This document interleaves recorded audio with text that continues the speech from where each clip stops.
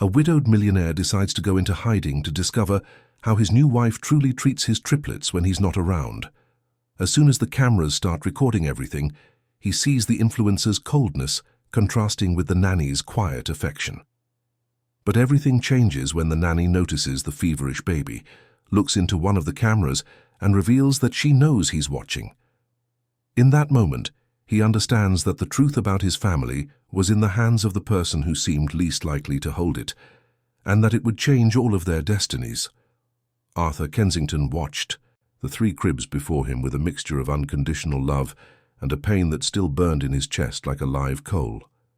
Noah, Leo, and Jack slept peacefully, oblivious to the fact that their small lives had begun surrounded by a tragedy their father carried like an invisible weight every day.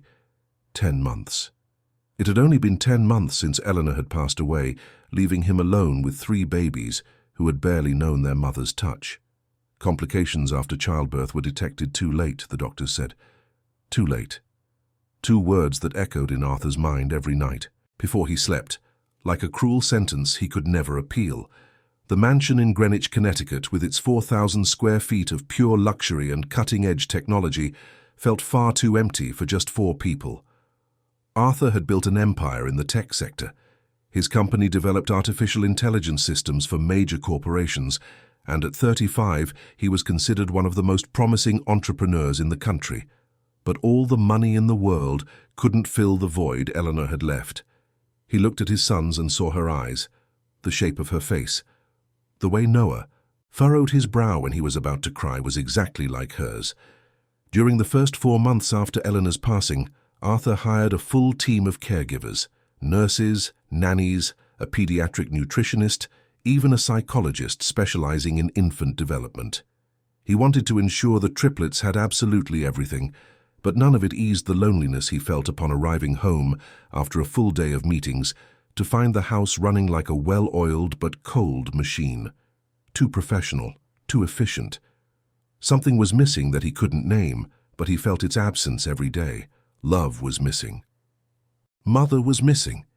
It was at a charity gala at the Museum of Modern Art that everything began to change. Arthur didn't want to be there. He'd detested social events since he'd been alone, but his presence was expected. He was one of the main sponsors of the institution, which promoted digital education for children from underprivileged communities, and his absence would be noted. So he went, wearing the tuxedo Eleanor had chosen for him years ago, still kept in the closet like a relic from a happier time. It was on the 2nd floor of the museum, near an art installation he wasn't even paying attention to, that she appeared. Sophia Vance, tall with long, perfectly styled hair, a designer dress that probably cost more than many people's monthly salary, and a smile that could light up any room. She had 3 million followers on Instagram, something Arthur only discovered later when she casually mentioned it as they talked. Sophia was a digital influencer specializing in luxury fashion, travel, and a sophisticated lifestyle. Everything about her was impeccable, calculated, perfect for the cameras that constantly followed her, even there at that charity event where her personal photographer captured every flattering angle. They started talking about the institution's cause. She showed genuine interest, or at least that's what it seemed like to Arthur that night. Sophia asked questions about the projects, about how technology could transform children's education, about the challenges he faced as an entrepreneur trying to make a social difference. And then, when the conversation inevitably turned to his personal life, Arthur mentioned the triplets, mentioned he was raising them alone. He didn't go into detail about Eleanor. The pain was still too raw, but he said enough for Sophia to understand the situation. Her face changed in that moment. An expression of deep compassion washed over her perfectly made-up features. She placed her hand delicately on his arm and said in a soft voice that seemed genuinely moved that she couldn't imagine how difficult it must be to raise 3 babies alone. She said he was brave, strong, admirable.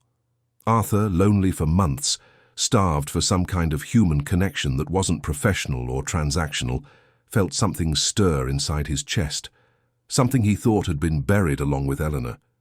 In the following days, Sophia began to send messages, simple questions about how he was, how the children were, if he needed anything. Arthur, cautious at first, replied politely, but she was persistent in a way that didn't feel invasive. It seemed like genuine interest. It seemed like care. 3 weeks after the event, she asked if she could visit him. She said she had a surprise for the boys. Arthur hesitated. His house was his sanctuary, the only place he didn't have to pretend he was okay. But something in her message, perhaps the promise that he wasn't alone, made him accept. Sophia arrived at the mansion carrying 3 enormous teddy bears, each a different color. Blue for Noah, green for Leo, red for Jack. Arthur was surprised she remembered all 3 names. She entered the house with a naturalness that seemed impossible for a first-time visitor, and when she saw the triplets in the nursery decorated with a stars and planets theme, her reaction was one of pure enchantment. She held each baby carefully, cooed at them with that soft voice people use with small children, and took a few photos. Not many. Just a few she said she wanted to keep as a memento of that special moment. It was only later, when Arthur checked her Instagram out of curiosity, that he saw the photos posted with a touching caption about the importance of supporting people facing difficult challenges in life. The comments were in the thousands. Her followers loved the narrative of the successful influencer, showing compassion and kindness. "You're amazing, Sophia. What a beautiful heart. We need more people like you in the world." Arthur read it all and felt something strange, a twinge of discomfort, but he pushed the thought away. Maybe she really was like that. Maybe she really did care. The visits became frequent. Sophia would show up 2, 3 times a week, always bringing something for the children, always interacting with them affectionately when she was there, and always posting about it on social media. The narrative grew. The kind influencer helping the widowed entrepreneur, the special godmother to the triplets. Her followers adored every post, every story, every shared moment. Sophia's engagement skyrocketed. New brand partnerships began to appear, brands wanting to associate their image with hers. After all, she wasn't just a fashion influencer anymore. Now she was a symbol of kindness and compassion. Arthur, for his part, began to develop feelings for her. Or, at least he thought they were feelings. Maybe it was just loneliness. Maybe it was the desperation of not wanting to raise his children without a mother figure.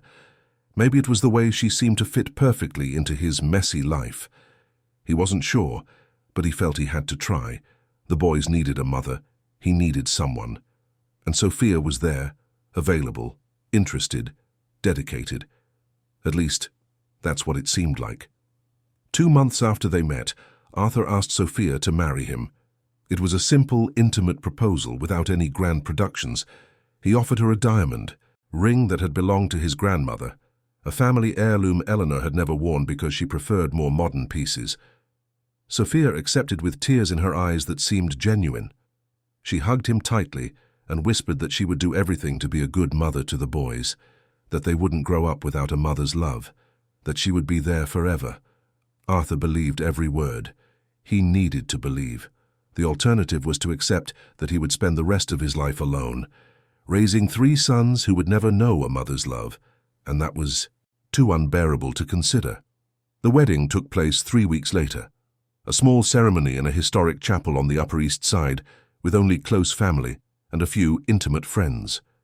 Sophia wore a stunning wedding dress that was photographed by 3 different photographers to ensure every perfect angle was captured.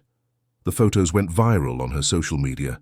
More than 500,000 likes, thousands of emotional comments. Celebrity magazines requested exclusive interviews. She granted a few, always talking about true love, about how she found purpose in helping Arthur and the triplets, about how motherhood was the greatest gift life could offer. Arthur watched the interviews and felt proud. He thought he had found the perfect woman. He thought his sons would finally have the mother they deserved. He thought everything would be okay. But life has a peculiar way of showing the truth when we least expect it. And for Arthur, that truth would begin to reveal itself in ways he could never have imagined, through small signs he would try to ignore at first, but which would eventually become impossible to deny. The difference between the Sophia of social media and the Sophia of real life would begin to appear in the little things, in the things the cameras didn't capture, in the things her 3 million followers would never see. And when Arthur finally opened his eyes to reality, it would be too late to turn back without consequences. But it wasn't too late to protect what mattered most: his 3 sons sleeping peacefully in their cribs, oblivious to the fact that their lives were about to become much more complicated. The first 3 months of marriage were a roller coaster of conflicting emotions for Arthur. On the outside, everything seemed perfect. Sophia posted daily about married life, about the triplets, about her routine as a dedicated stepmother. The photos were flawless, the videos were heartwarming. Her followers grew exponentially, surpassing 4 million in just a few weeks. Baby product brands began to sponsor her posts. She became an ambassador for a premium diaper line and an organic baby food company. The money poured in, and Sophia was radiant with the success of this new phase of her career as an influencer. But inside the house, away from the cameras and perfect lighting, the reality was quite different. Arthur began to notice in the first few days. Small things he tried to ignore at first, but which accumulated like drops of water slowly filling a bucket. Sophia woke up late, always after 10 in the morning, while the triplets had been awake since 6. The team of caregivers Arthur kept on handled everything, but he had hoped his wife would have some interest in participating in the mornings with the boys. He hoped she would want to feed them, change their diapers, play with them in the first hours of the day.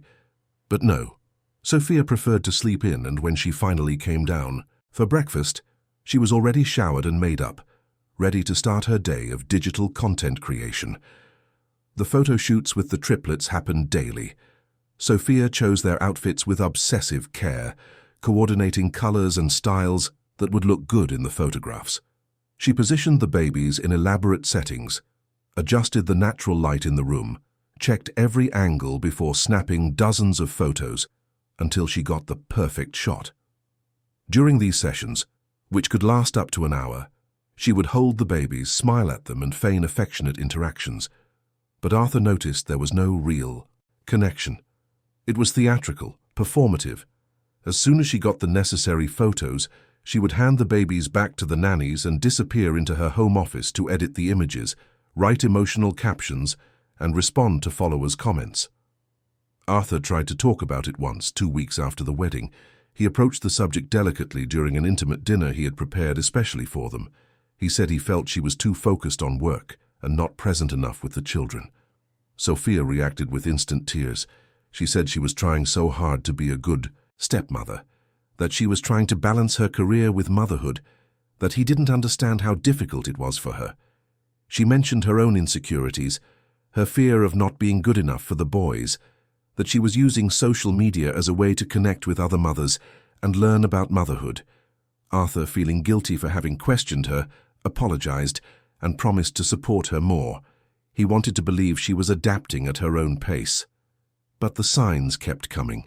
Sophia rarely interacted with the triplets outside of the scheduled photo shoots. When one of them cried, she would look at the nearest nanny and wait for the professional to handle it.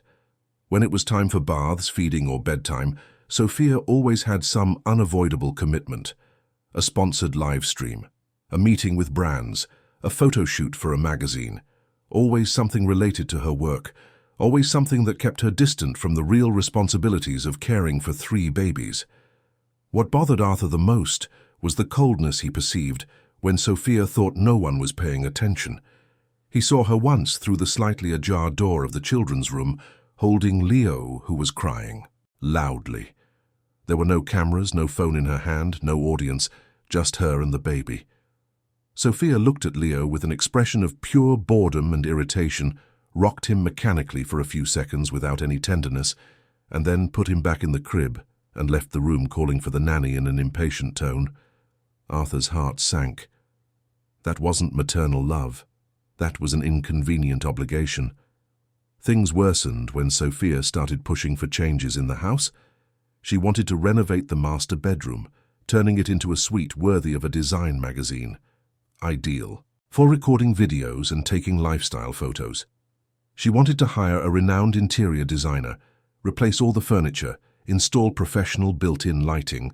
The budget was absurd, over $50,000, but Sophia argued it would be an investment in her career, that it would generate valuable content, that it would attract new brand partnerships. Arthur, still trying to believe he had made the right choice in marrying her, agreed to the renovation.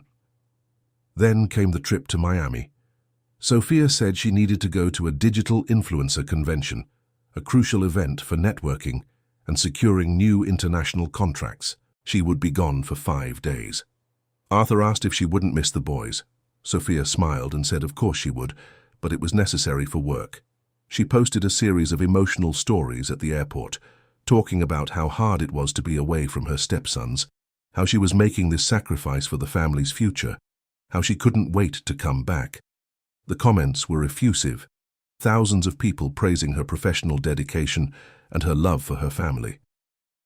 During the 5 days Sophia spent in Miami, she posted constantly photos at luxurious parties, dinners at expensive restaurants, shopping at designer stores, yacht trips. She was clearly having a great time. She didn't mention the triplets once in her personal posts, only replying to a few followers' comments asking about them with generic answers like, "They're fine, thanks for asking." She didn't video call once to see the boys. She didn't ask for updated photos. When Arthur tried to call her on the second day of the trip, Sophia answered hurriedly and said she was in an important meeting that she'd call back later. She never did.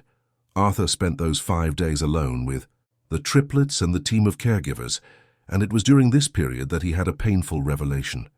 He was happier without Sophia in the house. The atmosphere was lighter.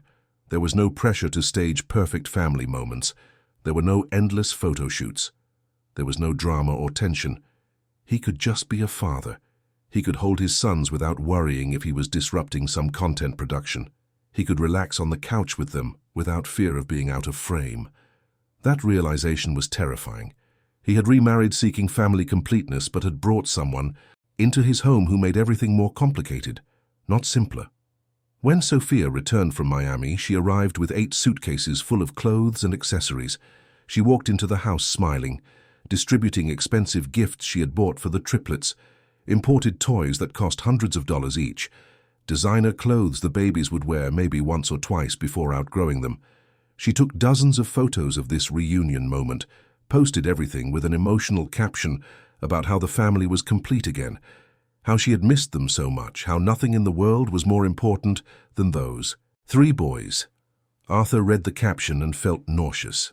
They were lies. Lies beautifully wrapped in emotional words and strategic hashtags, but lies nonetheless. It was around this time that the team of caregivers began to shrink. Not by Arthur's choice, but by voluntary resignation. 3 of the 5 professionals he had hired quit within a 2-week span, all with polite excuses about new opportunities or personal changes. But Arthur saw the pattern. They weren't leaving because of the triplets or the work itself. They were leaving because of Sophia. She treated the staff with disdain, gave orders curtly, complained about insignificant details, and then posted on social media thanking her wonderful helpers with heart emojis. The hypocrisy was glaring to anyone who lived with her daily. Arthur found himself at a crossroads. He had 2 options. He could pretend he wasn't seeing the truth, continue to believe that Sophia would eventually adapt and become the loving stepmother he hoped for. Or he could admit he had made a terrible mistake by marrying so quickly someone he barely knew. The second option meant facing a complicated divorce, explaining to family and friends that he had failed again, and most importantly, accepting that his sons would lose another mother figure. The idea was too devastating to seriously consider. So Arthur did what many people do when they don't want to face reality. He buried himself in work. He started spending 12, 14 hours a day at the office, immersed in projects and negotiations, avoiding coming home until late at night when the triplets were already asleep, and Sophia was busy editing videos to post the next day. He became a ghost in his own house, physically present but emotionally absent, exactly as Sophia had always been with the children. And this realization, when it finally hit him one night as he drove home after another exhausting day of work, was like a punch to the gut. He was becoming the kind of father he never wanted to be. He was emotionally abandoning his sons because he didn't have the courage to face the real problem that existed within his own home. And something had to change. The decision to hire a live-in nanny who would be responsible for the primary care of the triplets, came after the last of the original caregivers resigned. Arthur could no longer ignore the situation. The boys needed stability, someone who would be truly present, and clearly, Sophia was not going to be that person. He needed professional help, but this time, it would be different. It would be someone young, dedicated, who truly loved caring for children. Someone who wouldn't give up at the first sign of difficulty. The human resources agency he hired for the selection process presented 15 candidates. Arthur interviewed them all personally, something he hadn't done the first time. He wanted to look each one in the eye to sense who truly had a vocation for the job. Most of the candidates were experienced women, with years of work in wealthy households, with impeccable references and impressive resumes. But there was one candidate who stood out differently. Chloe Miller, 28 years old, a resident of the Bronx in New York City. Chloe didn't have an impressive resume like the others. She had only worked as a nanny twice before, both for middle-class families who couldn't pay what Arthur was offering. She didn't have special certificates or sophisticated child development courses. But she had something the others didn't. She had a genuine look in her eyes when she talked about children. When Arthur asked why she wanted to work as a nanny, Chloe didn't give rehearsed answers about professional opportunities or financial stability. She simply said she had loved children since she was a teenager, that she took care of her nieces and nephews whenever she could, that she believed the first years of life were the most important, and she wanted to be a part of that in a meaningful way. There was a sincerity in her voice that Arthur recognized immediately. During the interview, Arthur was direct about the situation. He explained they were one-year-old triplets who needed constant attention, that the routine would be intense. He also explained that his wife was a digital influencer and that there would often be photo shoots and recordings in the house. Chloe listened to everything attentively and asked intelligent questions about each child's personality, about allergies, about food preferences, about sleep routines. Questions that showed she genuinely cared about the details that made a difference in childcare. Sophia did not participate in the interview. She was at a spa resort in the Berkshires on a wellness retreat sponsored by a cosmetics brand. When Arthur called to tell her he had chosen Chloe, Sophia barely paid attention. She said he knew what he was doing, that she trusted his judgment, but that she hoped the new nanny wouldn't get in the way of the photo shoots and knew how to keep the boys presentable for digital content. Arthur hung up the phone, feeling that familiar tightness in his chest. To Sophia, the triplets were social media props, not children who needed loving care. Chloe started work on a Monday morning. She arrived at 7 with a simple suitcase containing her clothes and personal belongings. Arthur greeted her personally and showed her to her room, a comfortable space on the second floor of the mansion, near the children's room. Chloe looked around with wide eyes. It was obvious she had never been in a house that size. She came from a completely different world, but instead of seeming intimidated or out of place, she seemed grateful. She thanked Arthur 3 times just for the room, saying it was much more than she expected. Chloe's first interaction with the triplets happened half an hour later. Arthur took her to the nursery where Noah, Leo, and Jack were waking up. Chloe entered the room with a huge smile on her face and approached the cribs with a natural gentleness. She spoke to each baby individually, using that soft, melodic voice that babies love. She picked up Noah first, the most restless of the 3, and he immediately calmed down against her chest. Leo and Jack watched her curiously, and when she approached them too, they stretched out their little arms, wanting to be held. It was love at first sight. The connection was visible and genuine. Arthur watched it all from a distance, leaning against the nursery doorway, and felt something shift inside him. It was relief. It was hope.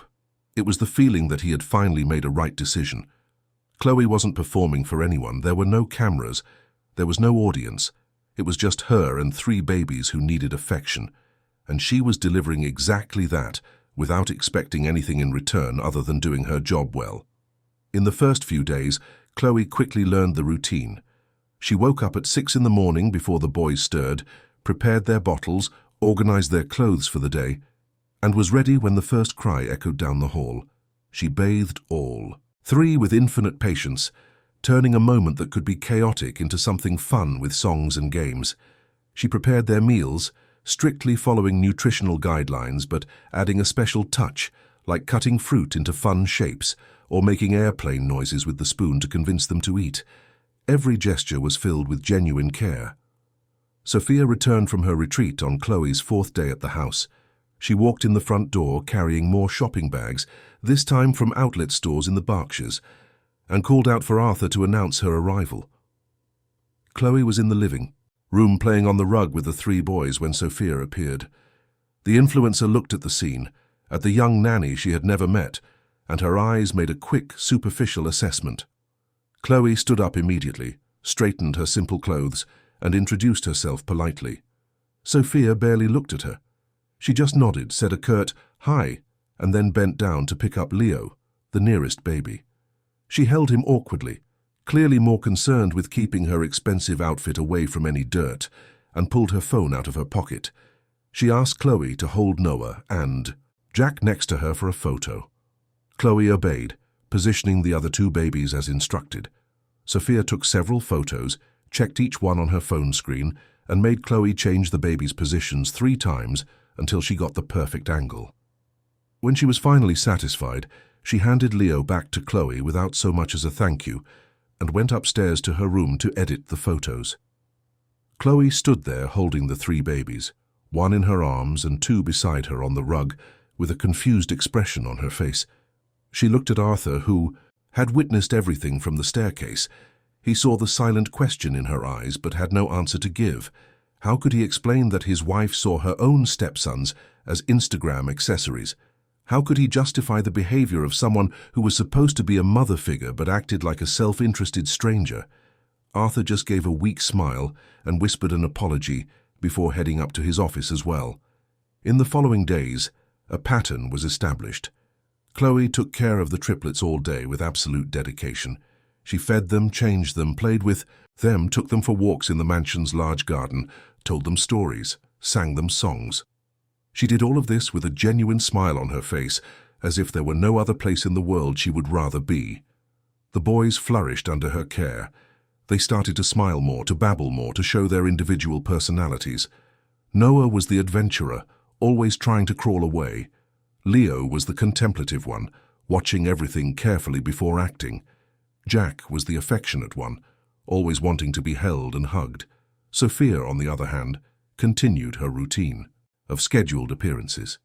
She would come down to the children's floor 2 or 3 times a day, always with her phone in hand, always in search of the perfect content. She would ask Chloe to make the boys presentable. She wouldn't accept dirty bibs or wrinkled clothes in the photos. She wanted everything flawless. Perfect Instagram, perfect life, perfect motherhood, all a carefully constructed lie, built with filters and editing. Arthur began to observe the stark contrast between the 2 women. Chloe, with her simple clothes and hair tied back in a practical ponytail, radiated true maternal love. Sophia, impeccably dressed and made up, radiated indifference disguised as perfection. One of them loved the children, the other loved the idea of the children, the narrative they provided, the likes and comments they generated. The contrast was painful to watch because it revealed a truth Arthur didn't want to accept. He had brought the wrong person into his home. He had married the wrong woman, and his sons were paying the price for his hasty decision. One afternoon, Arthur came home early from the office and heard music coming from the children's room. He went upstairs silently and stood at the door observing. Chloe was sitting on the floor with the 3 triplets around her. She was singing a nursery rhyme that Arthur recognized from his own childhood. Ring Around the Rosie.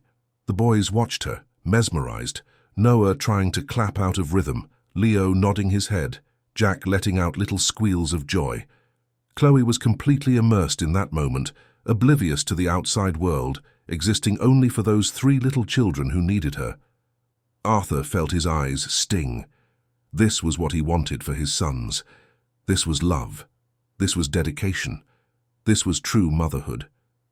And it wasn't coming from the person who wore a wedding ring with his last name. It was coming from a 28-year-old woman who earned a modest salary to care for someone else's children, but who gave her whole heart to the job. The injustice of the situation hit him like a lightning bolt. His sons had a stepmother who didn't truly want them, but they had a nanny who loved them as if they were her own. The world was upside down. That night, Arthur couldn't sleep. He lay next to Sophia, who was sleeping soundly after spending 4 hours, editing videos for her YouTube channel, and thought about all the choices that had led him here. He thought about Eleanor, and what a wonderful mother she would have been if she were still alive. He thought about how he had tried to replace her too quickly, desperate to give the boys what they deserved, but had chosen the completely wrong person. He thought about Chloe, and how a complete stranger was being more of a mother to his sons than their own stepmother. And he thought, for the first time with real seriousness, that he needed to do something about this situation. He couldn't just let things stay as they were, but what exactly to do he still didn't know. 2 months had passed since Chloe started working at the house, and the family dynamic had settled into a strange, dysfunctional equilibrium that Arthur didn't know how to fix. In the morning, Chloe took care of everything related to the triplets. Sophia slept late or woke up early, only to go to the gym for private sessions with a personal trainer, then moved on to facial sculpting sessions or various cosmetic treatments. She would return home late in the morning, always impeccable, always ready to produce content. And then the daily theater would begin. Sophia would enter the children's room with an exaggerated energy that was clearly performative. She would speak in a loud, cheerful tone about how much she had missed them, how the boys were the loves of her life, how she was so excited to spend quality time with them. Chloe, who knew the routine, would already have the 3 babies clean, well-dressed, and with their bottles ready. Sophia would pick them up one by one, pose for dozens of photos from different angles, record short videos for stories and reels, and then, as soon as the phone was put away, the energy would vanish like magic. Arthur watched this transformation several times. It was like watching someone flip a switch. The smile would disappear, the tone of voice would change, the gestures would become mechanical. Sophia would hand the babies back to Chloe in a hurry, make up excuses about unavoidable commitments, and disappear into her office or the living room, where she would spend hours responding to comments and planning her next posts. The children, still too young to fully understand, were already beginning to sense that this woman didn't offer the same comfort that Chloe did. When Sophia held them, they would be quiet but not relaxed. When Chloe held them, they would immediately snuggle in, seeking the warmth and security they recognized. What bothered Arthur the most were the comments Sophia made when she thought no one was listening. He overheard her once complaining on the phone to an influencer friend about how much work babies were, how they cried so much, how tiring it was to always have to be presentable for photos, how she couldn't wait until they grew up a bit and became more interesting for content creation. Arthur was in the hallway outside her room when he heard this. He felt a cold anger rise in his chest. Those were his sons, babies who had lost their mother, and their stepmother saw them as necessary inconveniences to maintain her public image. Chloe, in contrast, never complained. Not even when all 3 cried at the same time. Not even when she woke up 3 times during the night because one of them had colic or couldn't sleep. Not even on the difficult days when everything seemed to go wrong. She maintained her patience and affection. Arthur saw her singing softly to calm Jack at 3 in the morning. He saw her playing tirelessly with Noah, who had boundless energy. He saw her talking to Leo, who liked individual attention. Each child received exactly what they needed from her, and Chloe seemed to have a natural instinct for knowing what each one needed at every moment. One Saturday afternoon, Arthur decided to stay home all day to observe. He said he wanted to spend more time with his sons, but in reality, he wanted to better understand the dynamic that had been established. Sophia was visibly annoyed by his presence. She was used to having the house as her personal stage, where she controlled everything and everyone. With Arthur there watching, she had to maintain the facade for longer. It was exhausting for her to feign constant maternal interest. During breakfast, served on the mansion's gourmet veranda overlooking the garden, Chloe brought the triplets to eat their baby food. Sophia immediately grabbed her phone and started recording. She narrated the scene with that sweet artificial tone she used in her videos, talking about how family mornings were her favorite time of day, how she loved watching the boys eat and grow healthy, how motherhood was a blessing. Arthur watched her speak those lies with such conviction and wondered if she actually believed them or if she was completely aware of the farce she was perpetuating. As soon as Sophia finished recording and was satisfied with the material, she got up from the table, saying she needed to answer some urgent emails. She left the 3 babies with their half-eaten food, left Chloe alone to deal with the inevitable mess that 3 one-year-olds make during meals, and disappeared into the house. Arthur sat there, watching Chloe patiently wipe each child's face, make airplane noises with the spoons to convince them to finish eating, and talk to them about flavors and textures with infinite sweetness. She turned every meal into a moment of learning and connection. Later that same day, a situation revealed even more about each woman's character. Jack started to feel unwell in the afternoon. Nothing serious, just an upset stomach that resulted in a few episodes of vomiting. Chloe immediately noticed he had eaten too quickly and held him in her arms, calmly cleaning everything up, taking his temperature and watching for other symptoms. She informed Arthur that she thought it was nothing serious, just indigestion, but that she would keep an eye on him. She also informed Sophia, who was in her office recording a podcast for her channel. Sophia appeared at the door of the children's room, looked at Jack in Chloe's arms, made a face of disgust at his soiled clothes, and asked if she should cancel an important dinner she had that night. Chloe said it wasn't necessary, that she would take care of everything. Sophia seemed relieved, said to just call if anything happened, and left. 5 hours later, she posted stunning photos from a dinner at a 5-star restaurant on the Upper East Side, wearing a designer dress, smiling for the camera alongside other influencers. No mention of the son who had been sick earlier, no visible concern, just glamour and superficiality.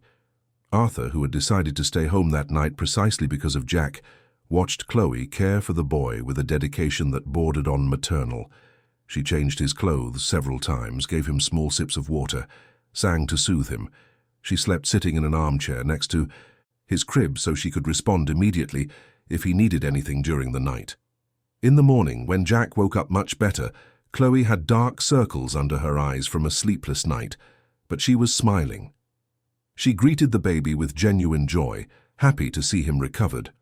Sophia came down for breakfast at 11 after a long morning skincare session and asked distractedly how Jack was. When Chloe said he had improved, Sophia just nodded and changed the subject to talk about the success of her dinner photos, which had received nearly 1 million likes.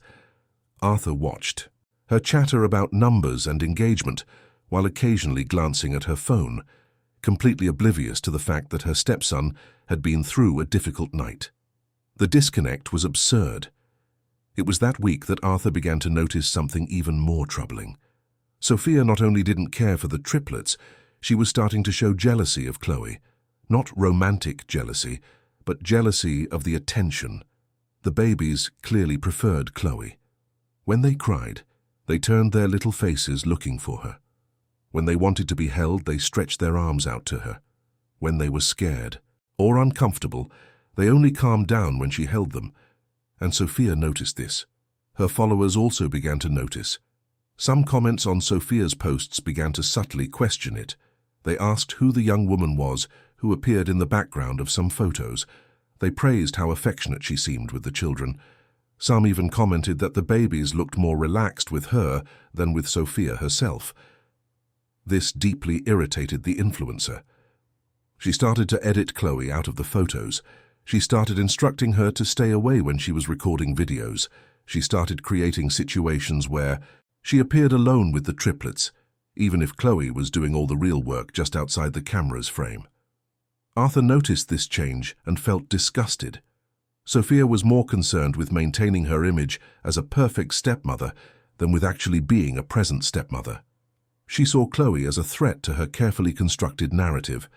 The humble and dedicated young nanny was, unintentionally, exposing the farce Sophia had created. And instead of using this as a wake-up call to change her behavior, Sophia just tried to hide the truth even more. One night, after another day of observing this sick dynamic, Arthur made a decision. He needed to know the whole truth. He needed to understand how Sophia really treated the triplets when no one was watching, when there was no risk of being caught, when it was just her and the children, because Arthur had a terrible suspicion growing in his chest. He suspected that Sophia's behavior was even worse than what he had witnessed. He suspected she could be negligent in ways he hadn't yet seen. And as a father, as the protector of those 3 precious lives, he had a responsibility to find out the truth. The next morning, Arthur scheduled a meeting with his personal lawyer. He explained the situation directly. He said he wanted to install security cameras in the common areas of the house: living room, kitchen, hallways, children's room. Nothing in private bedrooms or bathrooms, only shared spaces. He wanted to know if this was legal, if he could do this in his own residence without informing his wife. The lawyer confirmed that yes, since it was his house and they were common areas, he had every right. He also advised Arthur to document everything he discovered in case he eventually needed to use the information in a separation or custody matter. Arthur left that office with a cold certainty in his chest. He would do it. He would install the cameras. He would find out who Sophia really was when she thought no one was watching. And then he would make the necessary decisions to protect his sons, no matter how painful or complicated those decisions were. Because in the end, what mattered were Noah, Leo, and Jack. And they deserved to grow up in an environment of true love, not of lies carefully produced for public consumption. The truth was about to come out, and Arthur was ready to face it. The security company Arthur hired was discreet and efficient. He chose a firm that worked with executives and public figures, specializing in installations that needed to be invisible. The technician who came to do the work was a middle-aged man named Robert, who had already equipped dozens of mansions in Connecticut with state-of-the-art surveillance systems. Arthur explained exactly what he needed: small cameras with high resolution, night vision, clear audio capture, and most importantly, completely discreet. No one could know they were there. Robert did a complete mapping of the house. He suggested the best spots for installation that would offer maximum coverage without being detected. In the main living room, 2 tiny cameras were installed inside existing decorative objects, one inside a tall vase in the corner, another embedded in a picture frame. In the children's room, the camera was installed inside a stuffed animal on a high shelf, positioned to capture all 3 cribs and the changing area. In the kitchen, inside the range hood. In the hallways, embedded in the ceiling light fixtures.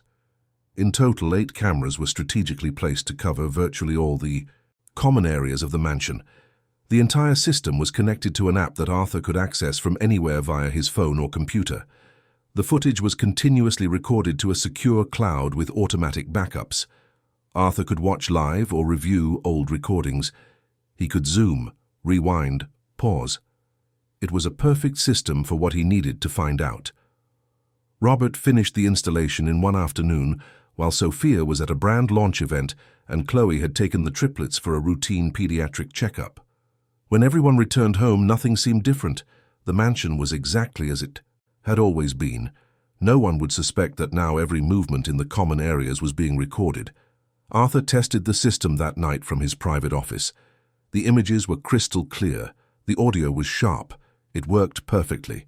Now he just needed an opportunity to really test his wife. He needed to create a situation where she thought no one was watching, where she would feel free to show who she really was without fear of consequences. The idea came to Arthur a few days later during a business meeting. One of his partners mentioned he would need to travel to Washington, D.C. for a series of meetings with government investors. The project would take 3 days. Arthur, hearing this, had a revelation. He could pretend he needed to travel. He could announce he had urgent meetings in another city. Sophia would be left alone at home with Chloe and the triplets, thinking no one was watching. And then the truth would finally emerge. It would be the ultimate test. Arthur began to plan carefully. First, he found a convincing reason for the trip. He invented important contract negotiations in Chicago that required his physical presence. He mentioned this casually to Sophia over dinner. She barely looked up from her phone. She said that was fine, that she would handle everything, that he didn't need to worry. Arthur realized she was more interested in planning her own activities during his absence than in any real concern about being responsible for her stepsons. A few days before the supposed trip, Arthur rented a small apartment in Stamford, just 20 minutes away from his mansion. A simple place, but comfortable enough for 3 days. He brought a powerful computer there, where he installed the camera monitoring software. He set up 3 screens, each showing different angles of the house. He bought enough food so he wouldn't have to leave. He was creating a surveillance command center from which he could observe everything that happened in his house during his absence. Chloe noticed the travel preparations. Arthur saw her watching as he pretended to organize documents and a suitcase. He felt bad for not being able to tell her the truth. Chloe was innocent in all of this. She was a dedicated worker who didn't deserve to be part of a secret test. But Arthur couldn't risk telling her.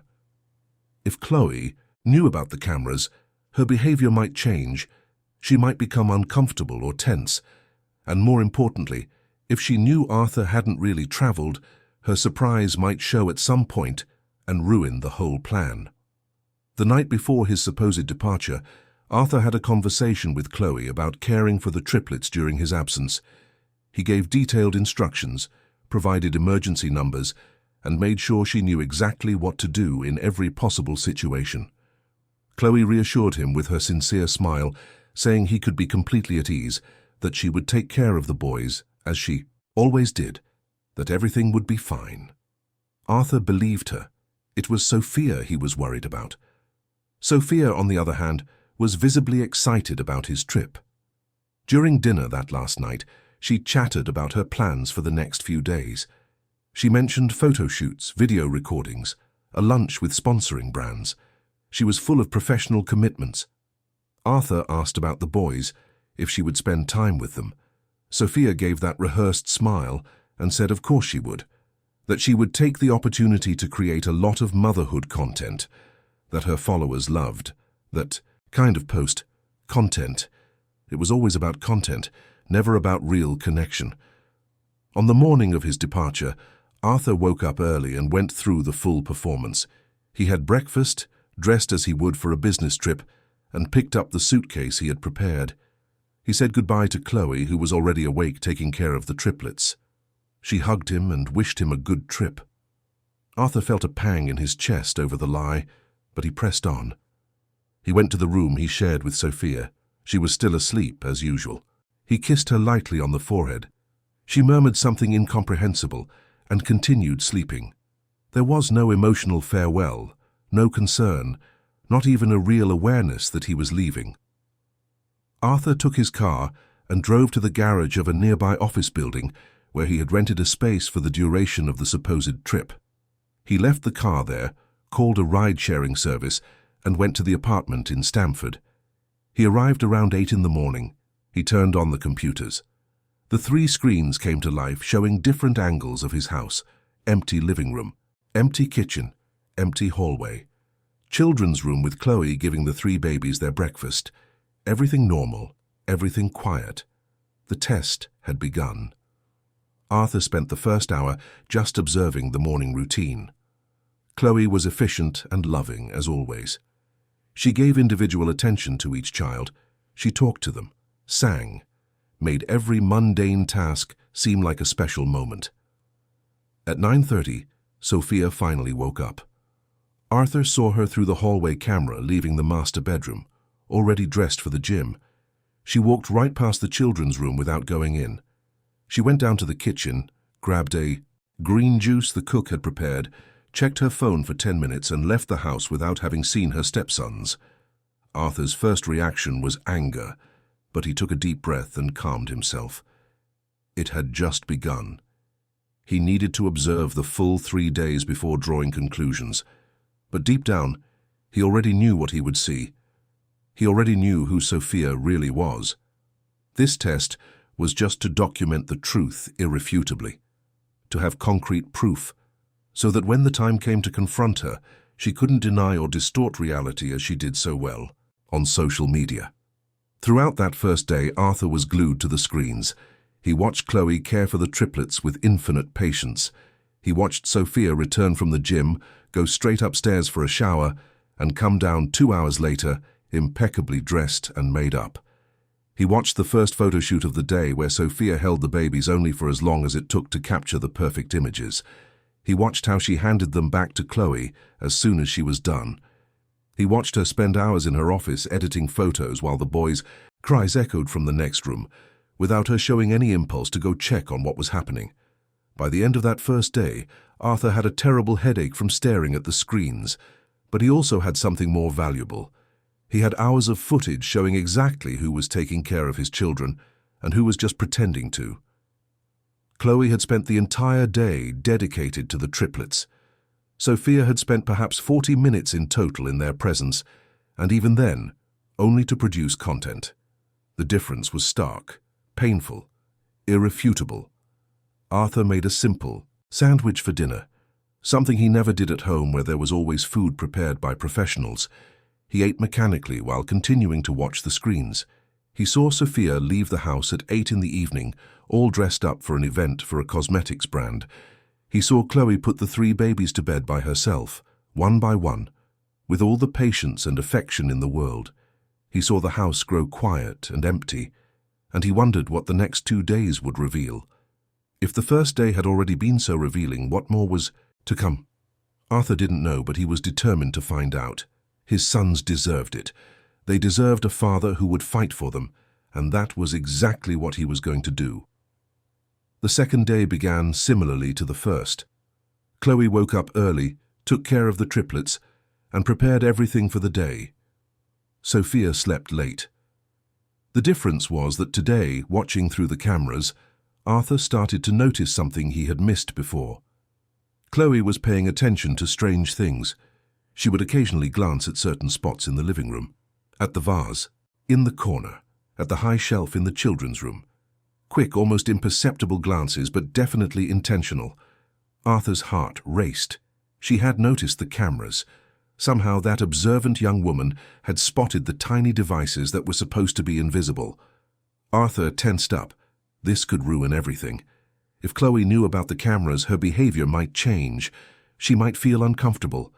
She might question why they were there. She might even mention it to Sophia. He watched her every move throughout the morning, trying to detect any change in her behavior. But there was none. Chloe continued to care for the triplets exactly as she always did, with the same affection, the same dedication, the same infinite patience. If she had noticed the cameras, she had decided not to let it affect her work. Around 10 in the morning, Sophia finally came downstairs. She was in gym clothes again, but this time she didn't leave the house. She had scheduled a professional photo shoot right there in the mansion. A photographer arrived with 2 assistants, lighting equipment and reflectors. They turned the living room into a makeshift studio. Sophia called for Chloe and asked her to get the triplets, ready for the photos. Matching outfits, combed hair, not a single stain. Chloe obeyed, preparing the 3 children with care. The photo shoot lasted almost 3 hours. Arthur watched everything from the apartment. Sophia posed with the babies in dozens of different compositions, sometimes holding one, sometimes holding 2, sometimes pretending to play with them on the floor. The photographer gave constant instructions. More to the left, smile more, look at the camera, now look at the baby as if you're in love. It was all extremely artificial. The triplets, who were only a year old, grew tired and irritable after the first hour. They started to cry. Sophia became visibly frustrated. That's when Arthur saw something that made his blood boil. Sophia, holding Noah, who was crying loudly, made a face of pure irritation when she thought the photographer wasn't looking. She held the baby with less care, almost roughly, and whispered something that the camera's audio didn't fully capture, but it sounded like a sharp complaint. Then, when the photographer looked back in her direction, the smile instantly returned. The transformation was frightening. It was like watching someone put on a mask. Arthur saved that specific clip of the recording. It was clear evidence of her duplicity.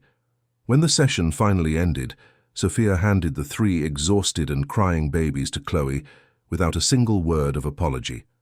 She went up to her office with the photographer to review the images, while Chloe calmed the children, gave them water, and put them down for a recovery nap. Arthur watched Chloe whisper reassuring words to each of them, explaining that everything was okay, that they were brave, that now they could rest. She handled the stressful situation Sophia had created with a compassion that deeply touched Arthur. During the afternoon, while the triplets slept, recovering from the tiring morning, Chloe did something unexpected. She took a stool from the kitchen, brought it to the living room, stood on it, and faced the decorative vase where one of the cameras was installed. Arthur stopped breathing. She looked directly at where the camera was hidden. Her eyes met the tiny lens. She knew exactly where it was. And then, instead of trying to remove it or question its presence, Chloe simply gave a slight nod like a silent acknowledgement and got off the stool. It was a surreal moment. She was making it clear that she knew, but that she wouldn't interfere. Arthur was impressed. Chloe was more perceptive than he had imagined. She had discovered the surveillance system, deduced its purpose, and consciously decided to do nothing about it. More than that, the nod seemed like a message. She was saying that she understood, that she was on his side, that she would continue to do exactly what she always did because she had nothing to hide. It was a level of maturity and understanding that Arthur hadn't expected from someone so young. Sophia spent the entire afternoon in her office editing the photos from the session. She only came down once to get water and a quick snack. She walked right past the children's room, where the three had already woken up and were playing with Chloe. She didn't even go in to see how they were. Didn't ask if they had rested well after the exhausting morning. She simply ignored their existence when there were no professional cameras to record her presence. The indifference was glaring. In the evening, Sophia announced she had an unavoidable commitment. A dinner with representatives from an international brand that was interested in a long-term partnership. She dressed up with her usual meticulousness, looking stunning in a black designer dress, and left around 7. She told Chloe she wouldn't be back before midnight. She didn't ask about the boys' nightly routine, didn't leave instructions, didn't show the slightest interest. She just left. Arthur watched Chloe bathe the 3 babies, a nightly ritual she turned into a fun time. She filled the baby bathtub, put in rubber duckies, and sang songs about water and bubbles. The boys loved it. They laughed that wonderful way babies laugh. Chloe laughed too, genuinely happy to see them. Happy.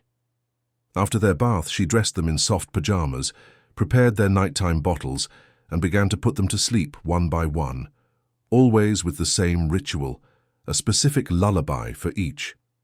Noah liked Rockabye Baby. Leo preferred Twinkle, Twinkle, Little Star. Jack loved Ring Around the Rosie. Chloe knew each child's individual preferences and respected them.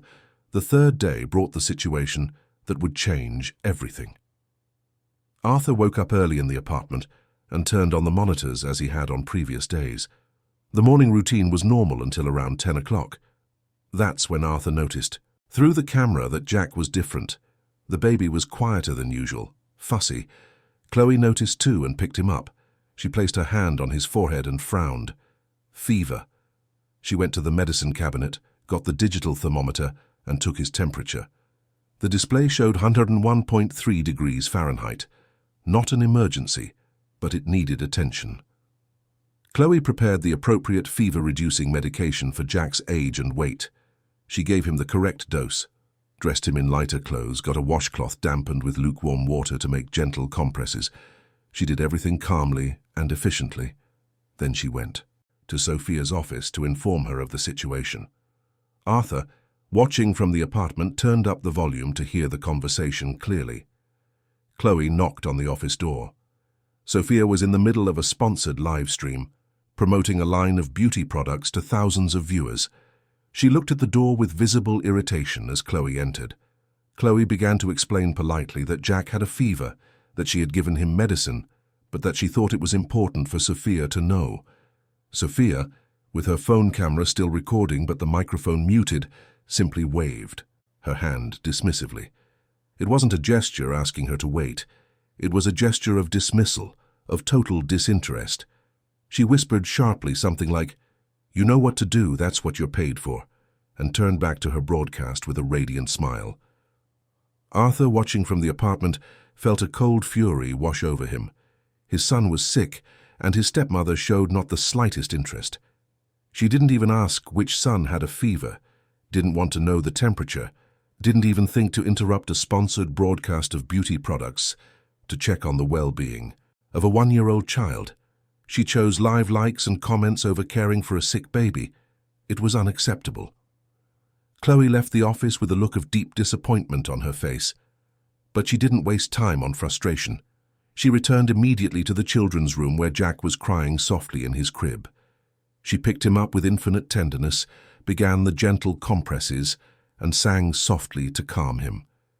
She spent the entire afternoon dedicated to him, regularly checking his temperature, giving him liquids in small sips, watching for any change in his condition, caring for him with the attention a mother would give. Chloe tried to inform Sophia about Jack's progress twice more during the afternoon. Twice she was ignored or dismissed quickly. Sophia was too busy with photo edits, responding to comments, and planning content. Her priorities were very clear, and none of them involved the actual well-being of her stepsons. Arthur documented everything, every moment of neglect, every demonstration of indifference, every choice Sophia made to put her influencer career above the needs of the children. By evening, Jack's fever had risen to 103.1 degrees. Still not a true medical emergency, but worrying enough for any responsible parent to be on alert. Chloe, visibly tired but determined, stayed by his side. She tried one more time to inform Sophia, who was in the master bedroom watching a series on the huge television. Sophia barely glanced at Chloe. She asked if it was an emergency. Chloe said not yet, but she was keeping a close watch. Sophia then said, "Then you don't need to bother me every hour with this. You're taking good care of him. I trust you," and turned her attention back to the television. She didn't even get up to see the child, didn't offer to help. She simply absolved herself of all responsibility. Chloe returned to the children's room and did something Arthur would never forget. She sat in the armchair next to Jack's crib, held the baby's little hand through the bars, and looked directly into the camera she knew was on the shelf. She spoke clearly, her voice firm but emotional. "I know you're watching from somewhere. Your son has a high fever. It's not an emergency yet, but your wife hasn't shown any interest, not once. I've given him the medication, I'm taking care of him, but I thought you should know what kind of mother these children have. They deserve better." Arthur in the apartment felt hot tears stream down his face. It was the first time he had cried since Eleanor had passed away. Chloe had figured it all out, the cameras, the fake trip, the test, and she had used this discovery not to protect herself or create drama, but to defend his sons, to ensure he knew the whole truth. She was extraordinary in a way he had never expected. Arthur couldn't wait. Chloe's statement had broken something inside him. He couldn't spend another minute in that apartment watching his sons through screens, while the woman who was supposed to care for them showed total indifference. He turned off the monitors, gathered his things, and left. It was almost 10 at night. He called the same ride-sharing service he had used 3 days earlier and gave the address of his own home. The entire ride, his heart pounded in his chest. He had so much to say, so much pent-up anger, so much disappointment. But above all, he had an ironclad determination to protect his sons. The car stopped in front of the mansion 20 minutes later. Arthur paid the driver, took his small suitcase and opened the gate with the remote. The exterior lights were on, illuminating the perfectly manicured garden. Everything looked normal from the outside, but Arthur knew that inside that house was an ugly truth that needed to be confronted. He took a deep breath and went inside. The first floor was silent. The main living room was empty. The kitchen was dark. Arthur climbed the stairs slowly, each step feeling heavier than the last. He passed the master bedroom where Sophia was probably sleeping or watching her shows. He didn't go there. He went straight to the children's room. The door was ajar. A soft light from a lamp illuminated the space. And there was Chloe, exactly where he had seen her through the camera hours before, sitting in the armchair next to Jack's crib, holding his little hand through the bars. Chloe looked up as Arthur entered and didn't seem surprised. She had been expecting this. She knew that after the message she sent through the camera, he would come. She stood up slowly, careful not to wake Jack, who had finally fallen asleep after hours of discomfort. His fever had dropped to 100.4 degrees, still present, but more controlled. Arthur approached the crib and looked at his sleeping son. His little face was slightly flushed from the fever, but peaceful. Noah and Leo slept soundly in their own cribs.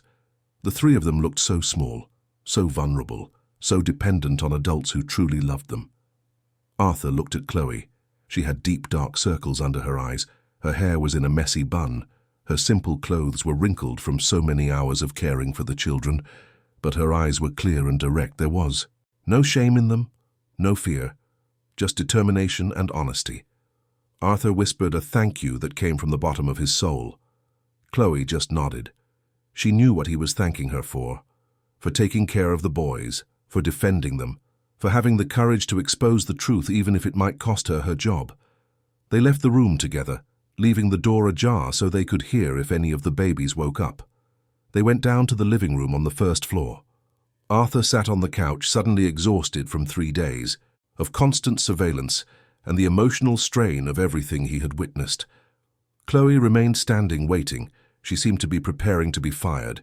She probably thought Arthur would be angry that she had discovered the cameras, that he would consider her nosy for having spoken to him directly through the surveillance. But Arthur wasn't angry with her. He was grateful. He began to speak quietly, so as not to wake anyone, but firmly. He told Chloe he had installed the cameras because he suspected Sophia wasn't being the stepmother she pretended to be on social media, that he needed concrete proof before making any decisions, that he never imagined it would be so much worse than what he had already witnessed. Chloe listened in silence. When he finished, she simply asked what he planned to do now. Arthur sighed heavily. He said he had to confront Sophia, that he couldn't continue in this sham of a marriage, that his sons deserved to grow up in an environment of true love, not of neglect disguised as perfection for public consumption. Chloe nodded in agreement. Then she said something Arthur didn't expect. She said that if he needed a witness regarding Sophia's behavior, she would provide one, that she wasn't afraid to speak the truth, that those 3 children were more important than any job or her personal comfort. Arthur felt a lump in his throat. Chloe was only 28. She came from a completely different reality than his. She earned a salary that, while fair, was infinitely smaller than the sums he dealt with daily in his business. But she had more integrity and moral courage than most people he knew in his social circle. She was willing to risk everything to defend children who weren't even hers.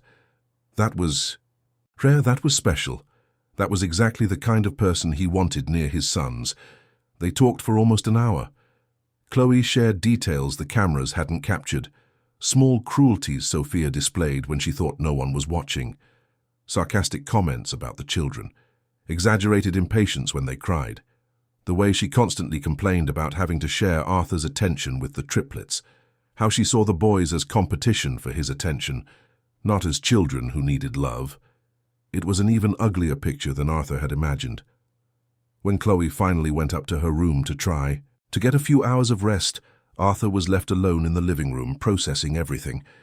He had all the evidence he needed. He had hours of footage showing clear neglect. He had the testimony of a trusted employee.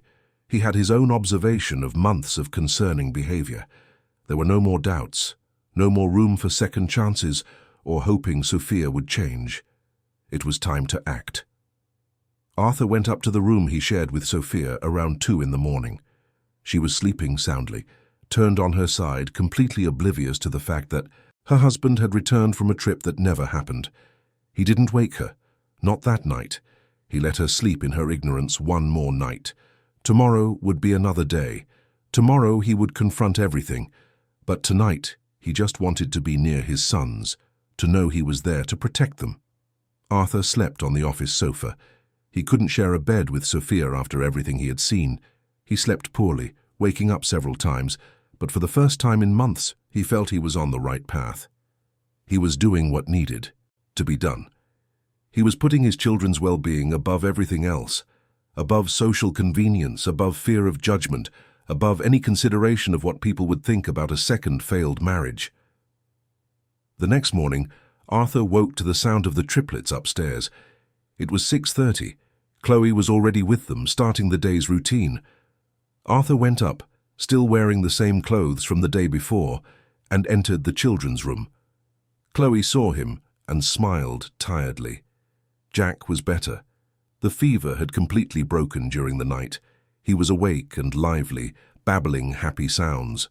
Noah and Leo were also awake, playing in their cribs. Seeing the three of them healthy and happy gave Arthur the strength he needed for what was to come. He helped Chloe with the children's breakfast, something he hadn't done in weeks, always too busy with work or avoiding the house because of the tension with Sophia. But now he allowed himself to be present. He gave Leo his bottle. He made airplane noises with the spoon to convince Noah to eat his baby food. He talked to Jack about how brave he was during his fever. They were simple but profoundly significant moments. Arthur realized how much he had distanced himself, trying to avoid the ugly reality of his marriage, and that would end today. Sophia came down around 9, already dressed for another day of content creation. She stopped in surprise when she saw Arthur in the kitchen drinking coffee. She asked confusedly when he had gotten back. Arthur replied calmly that he had returned the night before, that the negotiations had ended early. Sophia seemed slightly uncomfortable but quickly regained her composure. She said it was good he was back, that she had missed him, that the boys had missed him too. Automatic lies that flowed from her mouth with impressive ease. Arthur watched her speak those lies and felt only a deep sadness. No more anger, just sadness for having married someone so fundamentally different from him in values. He finished his coffee slowly, placed the cup in the sink and told Sophia they needed to talk. Something serious, to meet him in his office. Sophia frowned, clearly annoyed by the interruption to her day's plans, but she agreed. They went up together in a tense silence. In the office, Arthur closed the door. Sophia sat in one of the leather armchairs, crossed her legs, and waited with a bored expression. She probably thought it was another talk about her spending more time with the children, another request from him for her to be more present, something she could deflect with strategic tears and empty promises as she had done before. But Arthur didn't start talking about that. He simply took his laptop, connected it to the large television in the office, and pressed play. The screen came to life, showing the recording from the camera in the children's room. It was the scene of Sophia dismissing Chloe when she tried to warn her about Jack's fever. Arthur had edited the recordings from the 3 days into a 20-minute video that showed the worst moments. Sophia ignoring her sons, Sophia showing irritation when they cried, Sophia faking affection only for photos and videos, Sophia going entire days without any genuine interaction with the boys. It was all there, irrefutable, undeniable. Sophia watched the first 30 seconds in silence. Then her face changed, first confusion, then understanding, then absolute fury. She shot up from the armchair, screaming about invasion of privacy, about how he dared to spy on her, about how illegal it was. Arthur let her vent. When she finally stopped to breathe, he spoke calmly, saying it wasn't illegal to install cameras in the common areas of his own home, that his lawyer had confirmed it, and that she should be less concerned about the cameras and more about what they had revealed about the kind of stepmother she was. Sophia turned pale. She tried to deny it, said it was being taken out of context, that she did take care of the boys, that Arthur didn't understand how hard it was to be a stepmother, to triplets while maintaining a demanding career. Arthur just pressed play again. He showed the scene of her telling her friend on the phone that she couldn't wait for the children to grow up and become more interesting. Sophia was speechless. There was no denying it. It was her voice, her words, her ugly truth exposed without a filter or pretty editing. The silence that followed was heavy and suffocating. Sophia had sat back down, but now her posture was completely different. Her shoulders slumped. Her gaze was downcast. The mask of perfection had finally cracked, and behind it was not a remorseful or ashamed person. There was only weariness, weariness of pretending, weariness of maintaining a lie she had never really cared to make a reality. Arthur waited. He gave her space to speak, to explain, to at least try to justify the unjustifiable. Sophia finally lifted her eyes and met his. There were no tears this time, no performative drama that she used to employ when confronted. There was only a cold resignation. She began to speak, and her voice was different. Without the artificial sweetness, without the exaggerated cheerfulness, just raw and honest for the first time since Arthur had met her. She said she never really wanted to be a mother.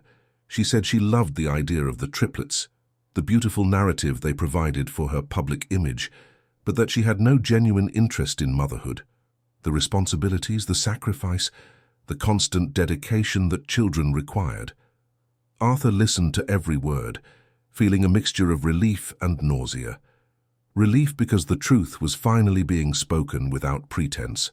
Nausea because he had brought this woman into his children's lives based on a carefully constructed illusion. Sophia continued talking. She said she saw a perfect opportunity in him. A wealthy, widowed entrepreneur with triplets who would generate incredible content for her social media. A ready-made story her followers would love. And she was right. Her engagement had exploded after she started posting about the boys. Brand partnerships multiplied, the money poured in. It was all she had ever really wanted. Arthur asked if she felt at least some affection for the boys, some connection, some love. Sophia thought for a moment, probably deciding whether to lie one more time or to finally be completely honest. She chose honesty. She said no, that they were cute. Babies, yes, but she didn't feel that maternal love everyone talked about. She didn't feel the urge to care for them. Her heart didn't ache when they cried. She felt no real emotional connection. They were, to her, part of a business, part of a brand, not sons, not even stepsons in the true sense of the word. The coldness of those words hit Arthur like a punch, but at the same time it brought absolute clarity. There were no more doubts, no more room to try to save this marriage. Sophia had just admitted that she saw his sons as marketing tools, as accessories for her influencer career. It was disgusting, it was unacceptable, and it had to end immediately. Arthur said this clearly. He said he wanted a divorce, that there was nothing left to discuss or try to fix, that this marriage had been a mistake from the beginning. Sophia didn't argue, didn't beg, didn't pretend to be sorry or promise to change. She just nodded. She said maybe it was for the best, that maintaining the charade was becoming exhausting, that she could easily turn the divorce into a new narrative for her social media. The brave influencer who admitted motherhood wasn't for her. The honest woman who chose to leave rather than pretend. Her followers would eat it up. She was already planning the posts in her head. Arthur felt repulsed. Even the end of their marriage would be turned into digital content. Nothing was sacred. Nothing was private. Everything was a product. They spent the next few hours discussing logistics with a business-like coldness. Sophia didn't want custody of the triplets, not partial, not visitation, nothing. She said it made no sense to fake a relationship that didn't exist. Arthur was shocked at how easily she relinquished any contact with the children, but he was also relieved. It meant the boys wouldn't have to grow up split between two homes, confused about why one of their mothers never showed any real interest in them. It would be a clean break. Painful in its brutal honesty, but clean. As for the financial settlement, Sophia had her demands. She wanted a generous sum to leave quietly. She didn't want public court battles that could tarnish her image. She wanted a quick, discreet divorce. Arthur consulted his lawyer by phone right then and there. The lawyer advised, offering a fair but not exorbitant amount. Enough for her to sign everything without complications, but not so much that it seemed like a reward for neglect. They arrived at a number, $500,000. Sophia accepted without even negotiating. It was clear she had already mentally calculated how much the entire relationship had been worth to her career. The answer, apparently, was satisfactory. The documents were prepared in a matter of days. Arthur's lawyer worked quickly. Sophia hired her own lawyer, but it was just a formality. She wanted out. She wanted her money. She wanted to continue her influencer life without the burden of pretending to be a stepmother. It was all surprisingly simple. A few weeks after the confrontation in the office, the papers were signed. The marriage was officially over. Sophia moved out of the mansion on a sunny Thursday afternoon, taking her endless suitcases of clothes and accessories, but leaving behind any memory that she had lived there with 3 small children. Arthur watched the moving truck leave through the gate and felt a profound sense of relief. The house felt lighter immediately, as if a heavy cloud had been lifted. Chloe, who had witnessed everything discreetly, appeared beside him on the veranda. She said nothing, just stood there, a silent but supportive presence. Arthur thanked her in a low voice, thanked her for everything, for taking care of the boys, for having the courage to confront him through the camera, for being the person of integrity that she was. Chloe just smiled shyly and said she had only done what any decent person would do. But Arthur knew that wasn't true. Most people in her position would have kept quiet, would have kept their heads down, wouldn't have risked their job to defend children who weren't even theirs. Chloe was special, and he was beginning to realize it in ways that went beyond her role as a nanny. But for now, he pushed those thoughts away. It was too soon. He had just come out of a disastrous marriage. His sons needed stability. It was not the time to complicate things with confused feelings about their nanny. The following days were a period of adjustment. The triplets were too young to fully understand what had happened, but children sense change. They noticed that Sophia was no longer there, that the woman who appeared sporadically and held them only for photos had disappeared. But curiously, they didn't seem to miss her. They didn't cry for her. They didn't ask where she was with the limited language they were beginning to develop. It was as if she had never really been a part of their lives emotionally, so her physical absence created no void. Chloe, on the other hand, became even more present, if that was possible. She filled any space Sophia might have occupied, and did so with natural ease. The boys flourished under her care. Noah was starting to walk, taking wobbly steps, while holding onto furniture. Leo was developing his vocabulary quickly, saying Mama and Dada, and even trying to say Chloe's name, which came out as Coco. Jack was the most affectionate, always wanting to be held, always seeking hugs. The three were happy children despite everything they had been through, and much of that was thanks to Chloe. Arthur started spending more time at home. He was no longer running from the uncomfortable reality of a bad marriage. He could simply be present with his sons. He had dinner with them, played with them at night before bed, read them stories even though they were too young to fully understand. He was making up for lost time. He was being the father he always wanted to be, but had lost his way in the emotional chaos of the past few months. And inevitably, spending more time at home, he also spent more time with Chloe. They developed a comfortable routine. She took care of the boys during the day while he worked. In the evenings, they shared the responsibilities. Arthur gave them their baths. Chloe prepared the children's dinner. He put one to bed, she put the other two to bed. It was teamwork, natural, easy. No tension or conflict. Just two adults caring for three children they loved. It was during these everyday moments that Arthur began to notice things about Chloe that had previously gone unnoticed. The way she laughed when Noah did something mischievous, the way she sang softly while folding the boys' clean clothes, the infinite patience she showed even on difficult days, the intelligence in the small, creative solutions she found for everyday problems. She was beautiful too, Arthur realized one day, not in the flashy, manufactured way Sophia was, but a natural, simple beauty. Honest brown eyes, a genuine smile, a lightness in her being that came from having nothing to hide. But Arthur didn't act on any of these feelings that were beginning to awaken. It was too soon. It would be inappropriate. She worked for him. There was a power dynamic there that he didn't want to complicate. Besides, he needed to focus on his sons, on giving them the stability they deserved after everything. So he pushed those thoughts to the furthest corner of his mind and focused only on being a good father and a fair employer. It was all he could do for now. The rest, if there was a rest, would have to wait. 3 months had passed since the divorce. Life had found a new and surprisingly peaceful rhythm. Arthur worked, but not excessively like before. He came home in time for dinner with the triplets. He spent weekends playing with them in the garden, taking them to the park, creating memories. Sophia had posted about the divorce on social media exactly as she had promised. A long narrative about self-discovery, about having the courage to admit that motherhood wasn't for everyone, about respecting her own limits. The comments were surprisingly positive. Many women praised her honesty. She even gained more followers with that confession. The farce had turned into yet another success story for her personal brand. Arthur no longer followed her on social media. He didn't want to know. Sophia was part of the past.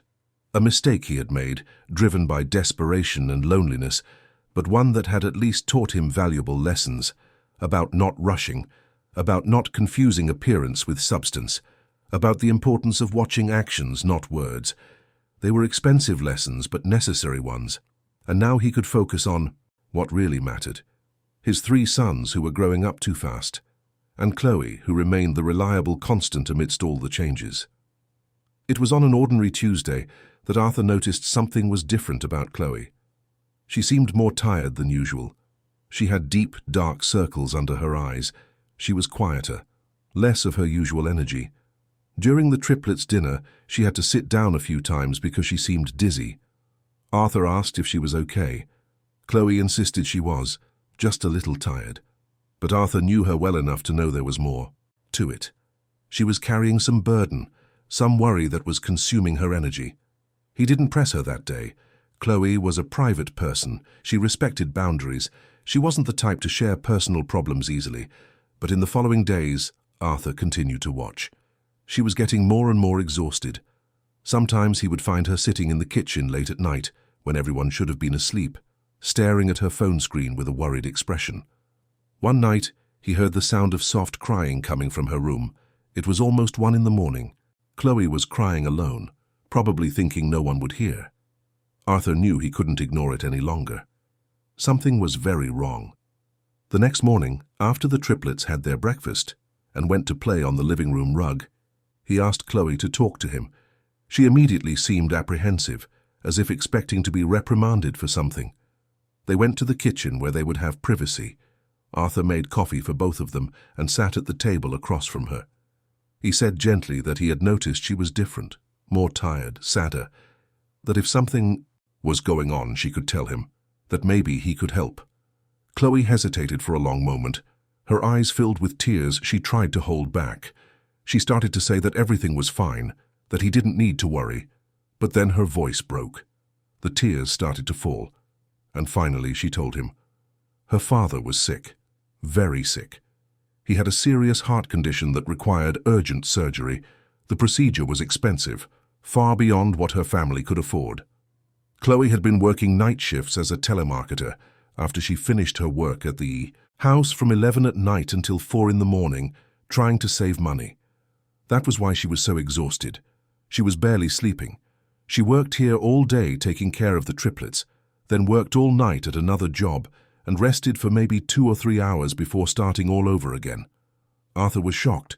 She was working herself to death and had never mentioned a thing, never asked for help, never used the situation to ask for a salary advance or a favor.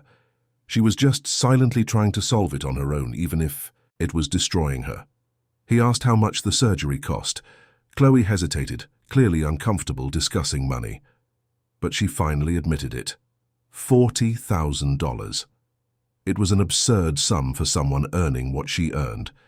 It would take her years to save that, even working 2 jobs.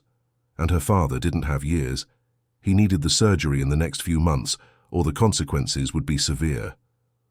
Arthur didn't hesitate for a second. He said he would pay for the surgery. Chloe looked at him with wide eyes, clearly thinking she had misheard. She started to say she couldn't accept, that it was too much money, that she had no way to pay it back. Arthur interrupted her gently. He said it wasn't a loan. It was a gift. She had cared for his sons with unconditional love.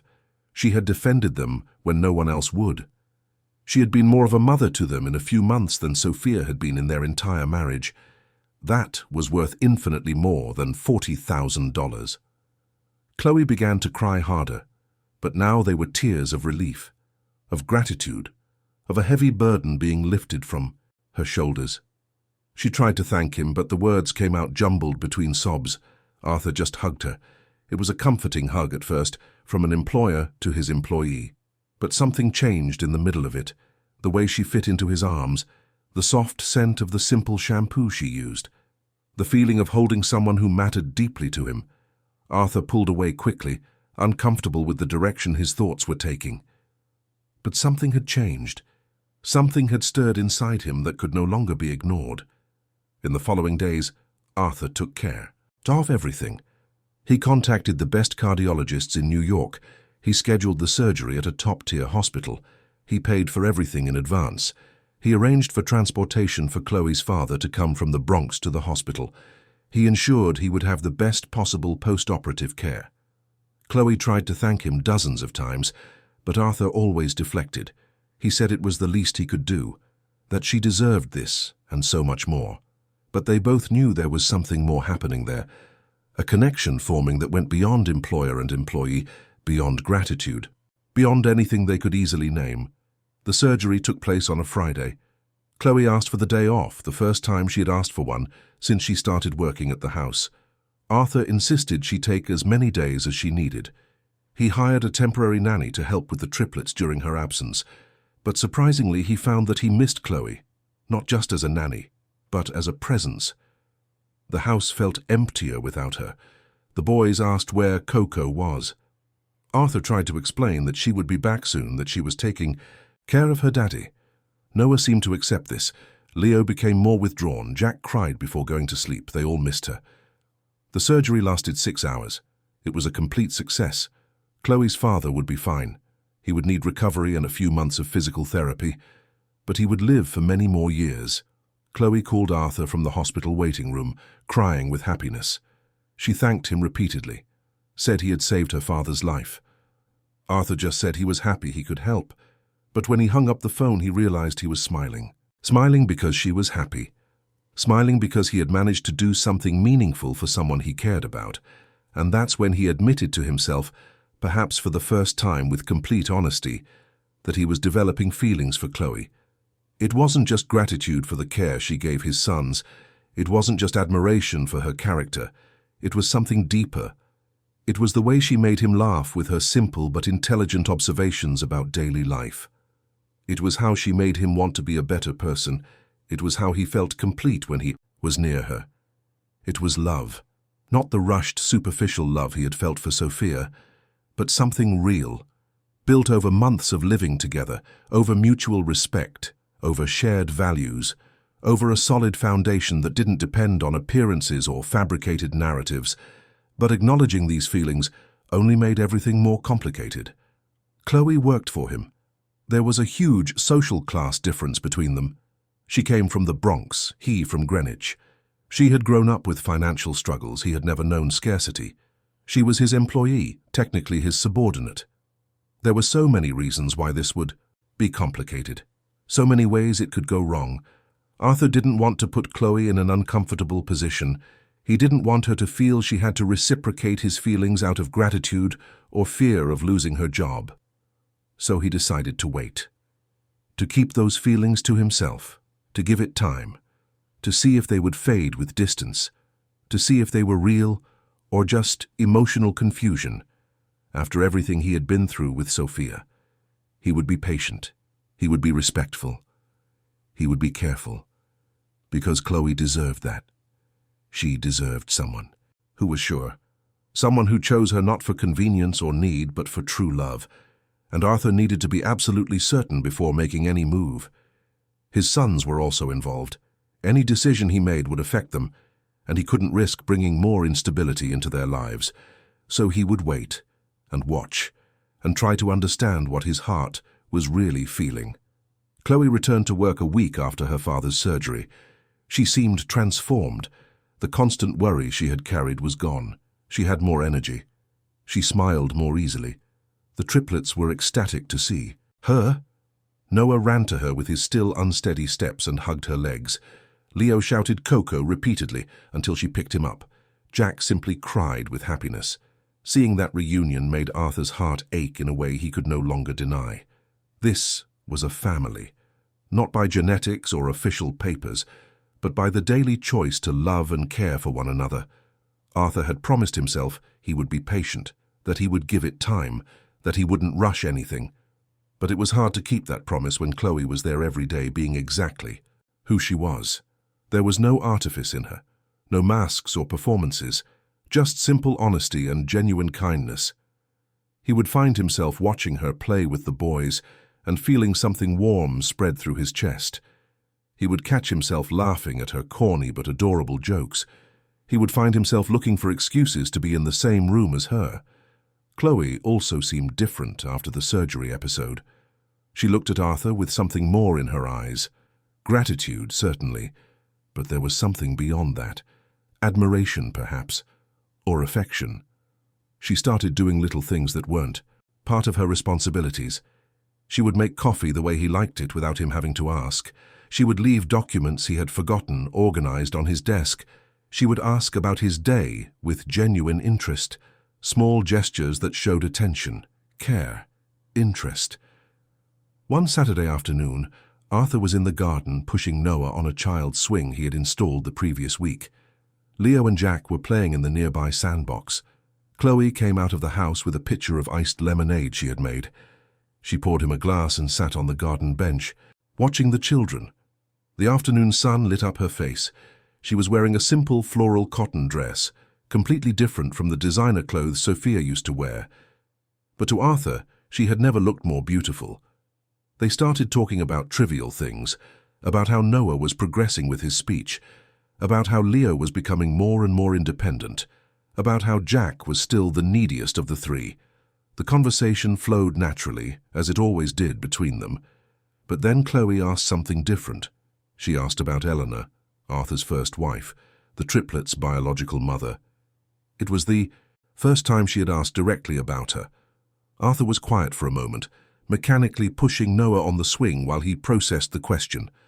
Then he started to talk.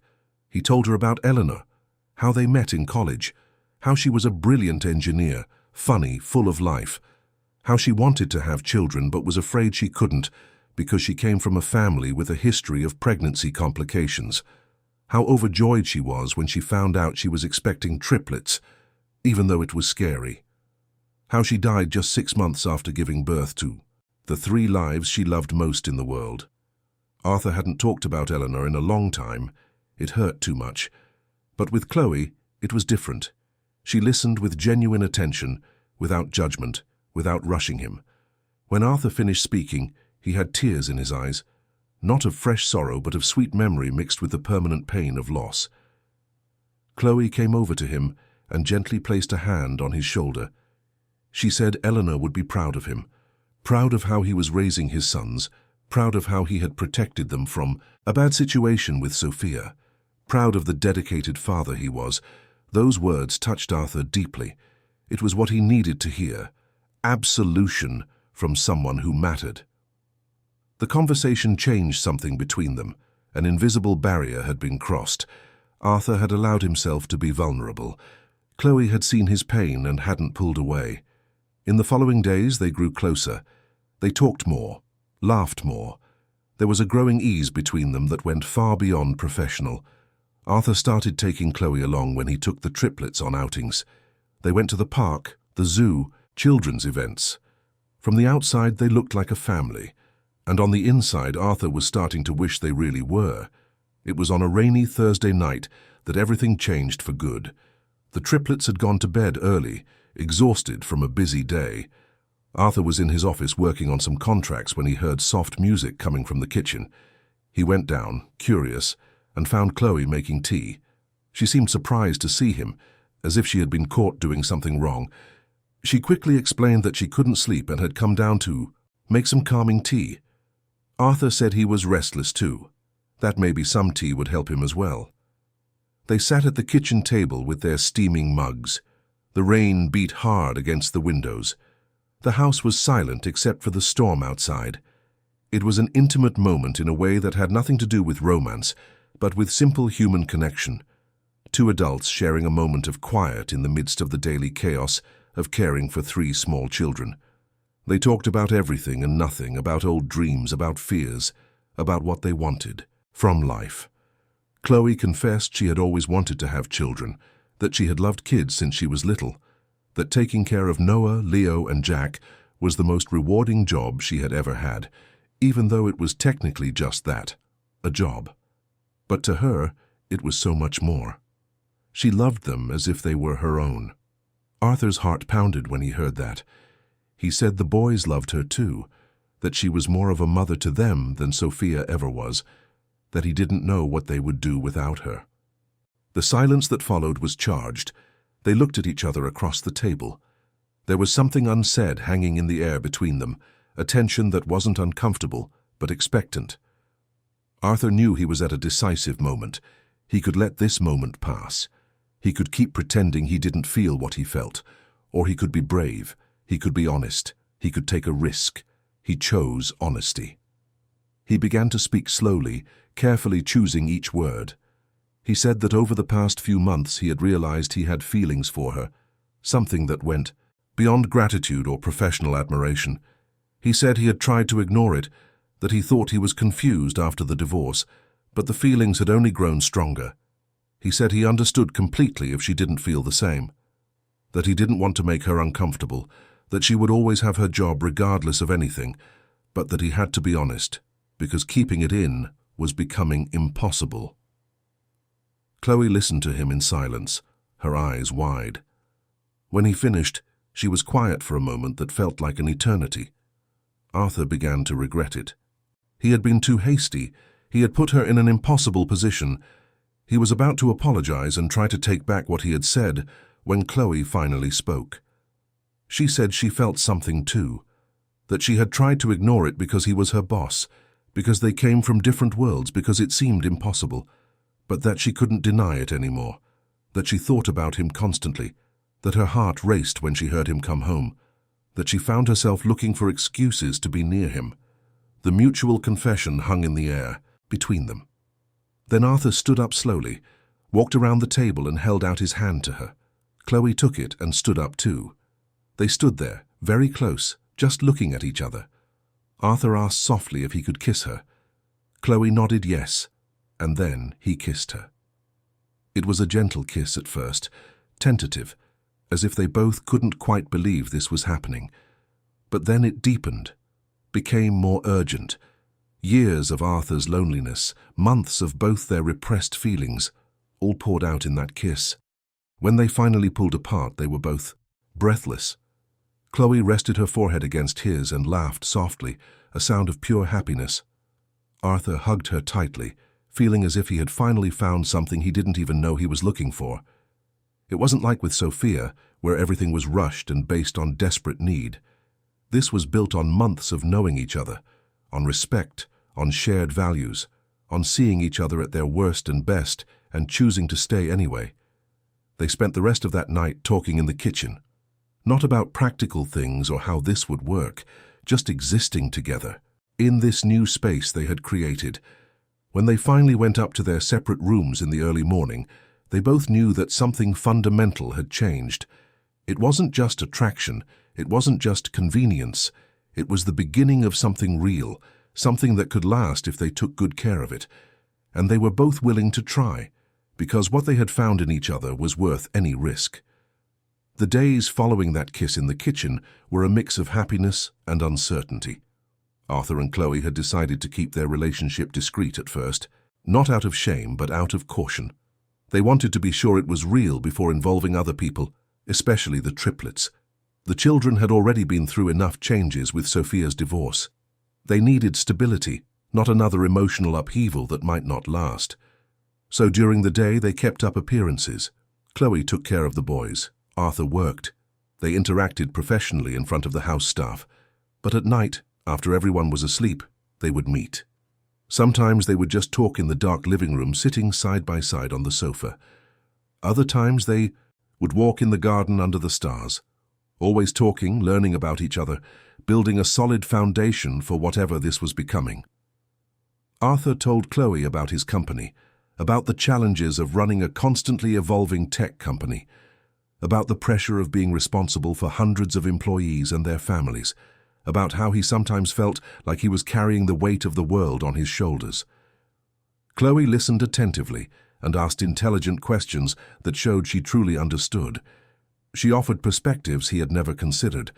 It was refreshing to have someone who didn't just see him as a successful entrepreneur, but as a whole person with fears and insecurities.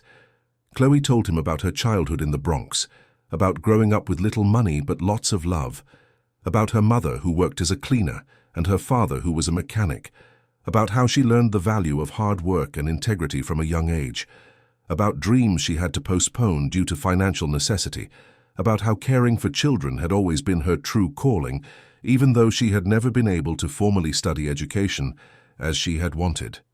Arthur deeply admired the way she spoke about her origins, without shame or resentment, just honesty about where she came from and pride in who she had become. A month after that first night, Arthur made a decision. He couldn't hide the relationship indefinitely anymore. It wasn't fair to Chloe, it wasn't honest, and most importantly, he wanted the world to know he was with someone incredible. But before making it public, he needed to do something important. He needed to talk to the triplets. They were only a year and a half old, too young to fully understand, but he wanted to do it right. One Sunday afternoon, Arthur sat on the floor of the children's room with the three of them around him. Chloe was there too, sitting a little way off, nervous about what he would say. Arthur started simply. He said that Daddy and Coco liked each other very much, that they wanted to spend more time together, that this meant she would be part of the family in a new way.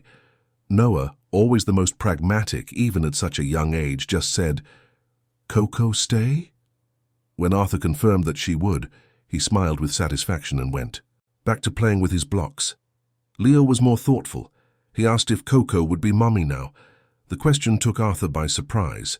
He looked at Chloe, who had tears in her eyes. Arthur said that if they wanted to call Chloe mommy, she would love that. But that it was also okay if they wanted to keep calling her Coco, that there was no wrong way to do it. Leo considered this for a moment, then crawled over to Chloe and climbed into her lap. He said, "Mommy," experimentally. Chloe hugged him tightly, crying silently. Jack, seeing this, also wanted to be held by Mommy.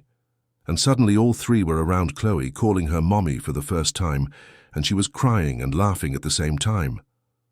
Arthur watched the scene with his heart overflowing. This was right. This was real.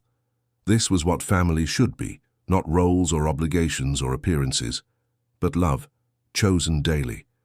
Chloe hadn't given birth to these children, but she was their mother in every way that mattered. And they knew it, with the simple intuition that children have for these things.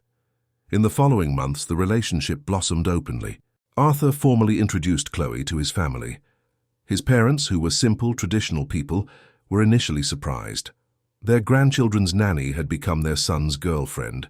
It was unusual. But when they saw how Arthur looked at her, when they saw how she cared for the triplets with genuine love, when they talked to her and realized her intelligence and kindness, their reservations disappeared. Arthur's mother even said in private that Chloe was infinitely better than Sophia, that he had finally found someone real. Arthur's friends had mixed reactions. Some were genuinely happy. Others made veiled comments about social class, differences, about how convenient it was that the nanny had become the girlfriend.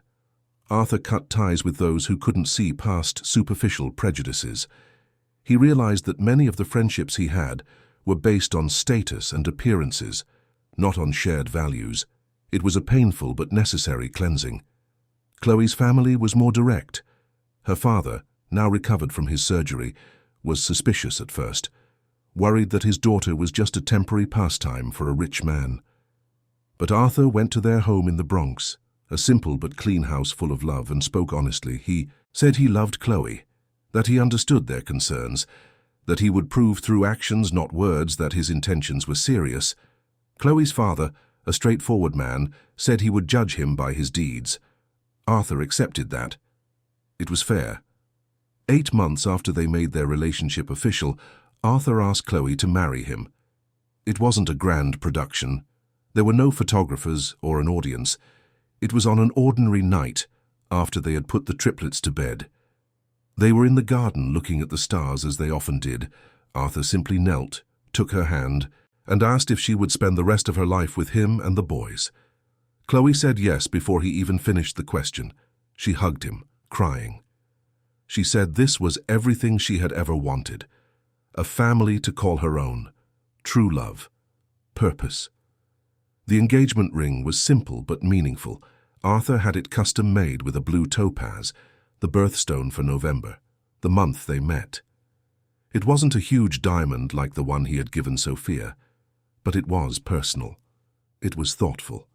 It was about Chloe, not about impressing people, and she loved it more than any expensive jewel ever could. They married 6 months later, in a small, intimate ceremony, at the same chapel where Arthur had married Sophia, but this time with a completely different meaning. Chloe wore a simple, elegant dress she had chosen herself without designers or elaborate productions. The triplets, now 2.5, were the ring-bearers.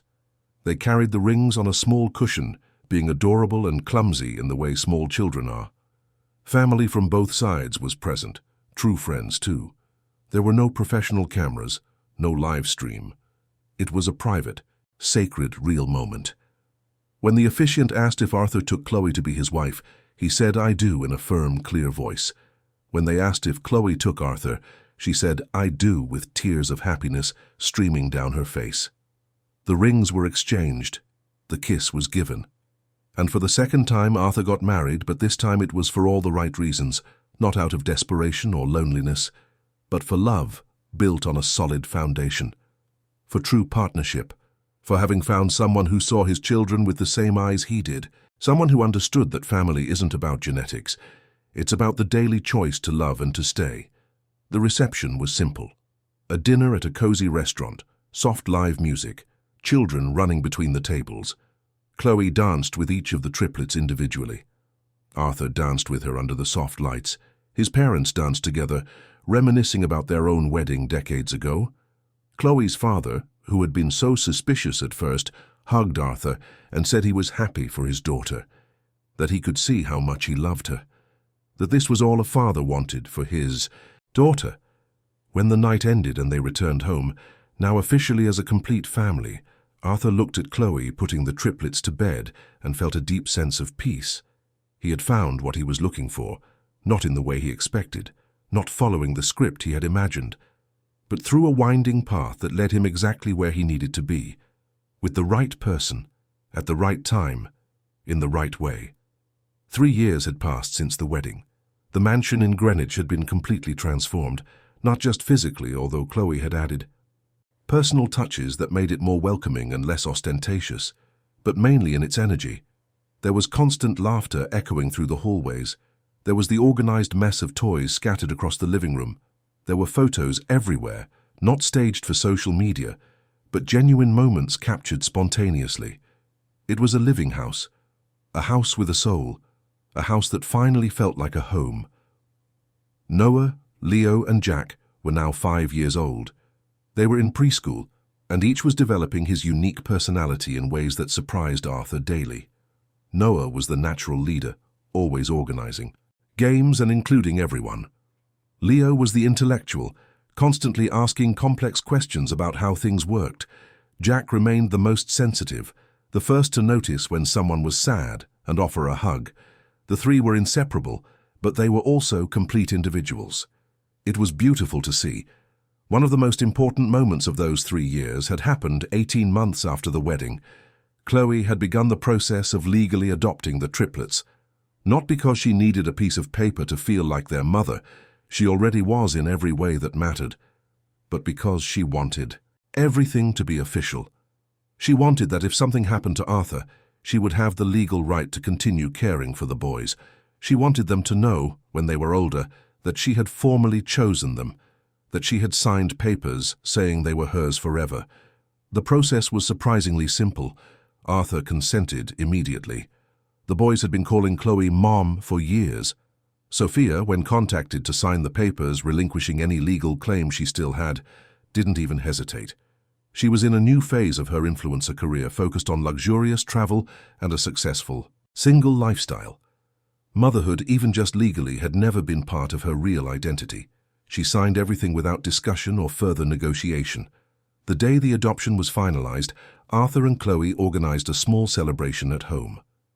Just close family. Chloe presented the boys with the new documents where she was officially listed as their mother. Noah asked if this meant she would never leave. Chloe hugged him tightly and promised she wouldn't, that she was their mother forever now, that there was an official paper saying so. Leo wanted to see the paper. He painstakingly read the large words. He was still learning. He pointed to Chloe's name and said, "That's Mommy." Jack just cried with happiness and didn't let go of her all day. For such young children, they perfectly understood the meaning of it. They had a mother, a real mother, one who would stay. And then, when the triplets were 4.5, Chloe discovered she was pregnant. She and Arthur hadn't been actively trying, but they weren't preventing it either. They let it happen naturally. When she saw the positive test, she sat in the bathroom for 10 minutes just processing it. She was going to have a baby that was biologically hers and Arthur's.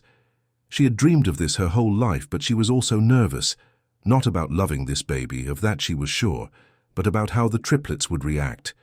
She didn't want them to feel less loved or less important. When she told Arthur that night, he spun her around in the air with sheer happiness.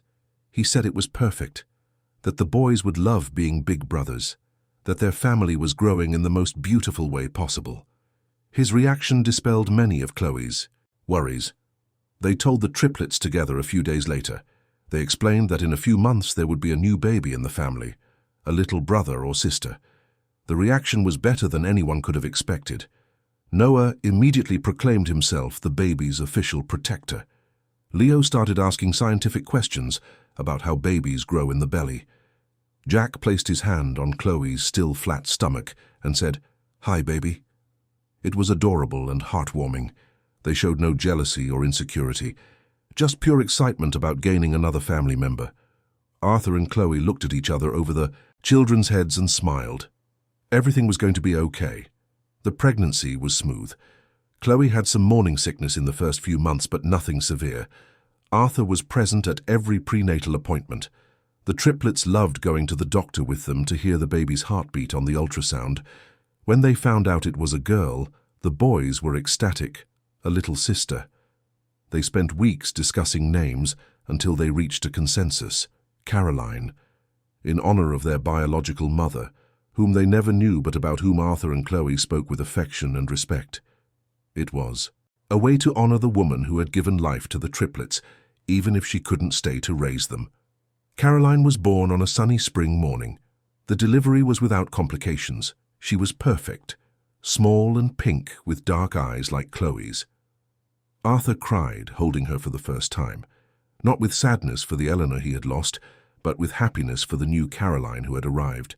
It was as if the circle was closing, as if life was saying that tragedy is not the end, that love and family can be reborn in unexpected ways, that there is always hope. The triplets met their sister in the hospital, and it was love at first sight. Noah wanted to hold her immediately, under careful supervision, and was surprisingly gentle. Leo was fascinated by how small she was, and talked about baby biology all the way home. Jack cried with emotion and said he would always protect her. Seeing his 4 children together, 3 who became his through painful circumstances, and 1 who came from his love with Chloe, filled Arthur with overwhelming gratitude. In the months that followed, the family found its new rhythm. Chloe cared for Caroline with the same loving dedication she had always shown the triplets. But now she had help. The 5-year-old boys were enthusiastic assistants. They fetched diapers, sang to soothe their sister, made funny faces to make her smile. It was beautiful to see how they completely included her in their lives without any trace of jealousy. Chloe sometimes commented on this with surprise. Arthur always reminded her that it was because she had taught them by example. She had shown the boys that love is not a finite resource, that you can love many people completely, that adding more love doesn't diminish the existing love. Arthur also changed professionally. He had always been dedicated to his work, but now he had different priorities. He delegated more responsibilities. He hired a COO to handle the day-to-day operations of the company while he focused on strategic decisions that required fewer hours at the office. He wanted to be present. He wanted to watch his children grow. He wanted family dinners every night. He wanted weekends at the park. He wanted memories, not just professional success. And he discovered that the company ran perfectly fine, without him needing to be there every minute. That delegating was a sign of strength, not weakness.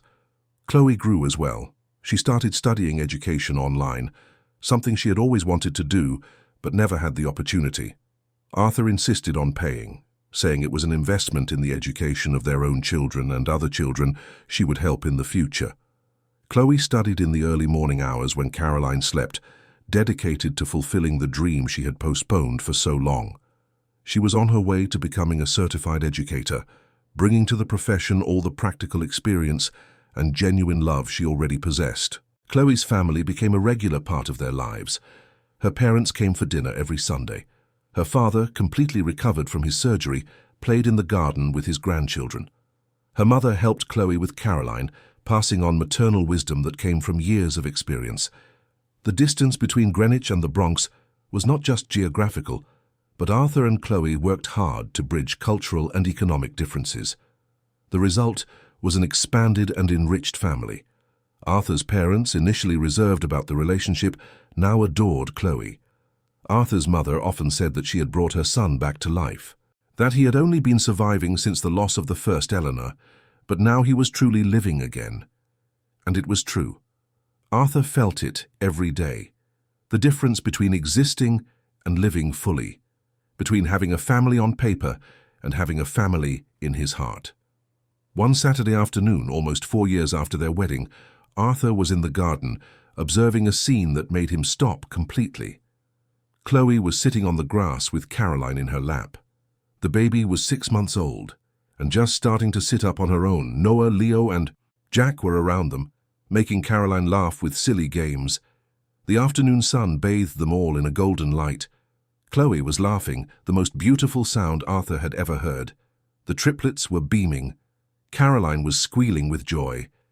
It was a moment of pure, simple happiness. Arthur thought about everything he had been through to get here.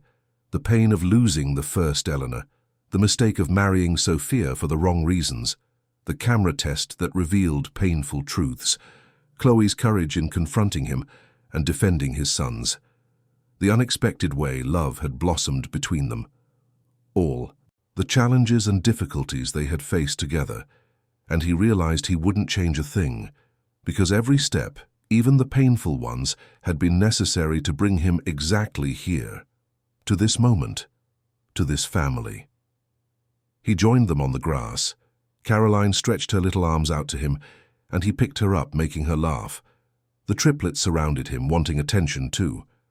Chloe looked at him with that smile that was only for him, and Arthur felt a completeness he didn't know was possible. He had found true love not once but twice in his life, different in form but equal in depth. The first Eleanor had given him the triplets and precious memories. Chloe had given him a second chance at happiness and a new Caroline. Both were an essential part of who he was now. That night, after putting all the children to bed, Arthur and Chloe sat on the veranda as they often did. He pulled her close and said something he had been thinking about for days. He said he wanted their story to be told, not for vanity or exposure, but because he believed there were people out there going through what he had gone through. People who had lost someone and were desperate to fill the void. People who made hasty choices based on appearances. People who needed to hear that it was okay to start over. That true love can come from the most unexpected places. That family is a choice, not just genetics. Chloe agreed.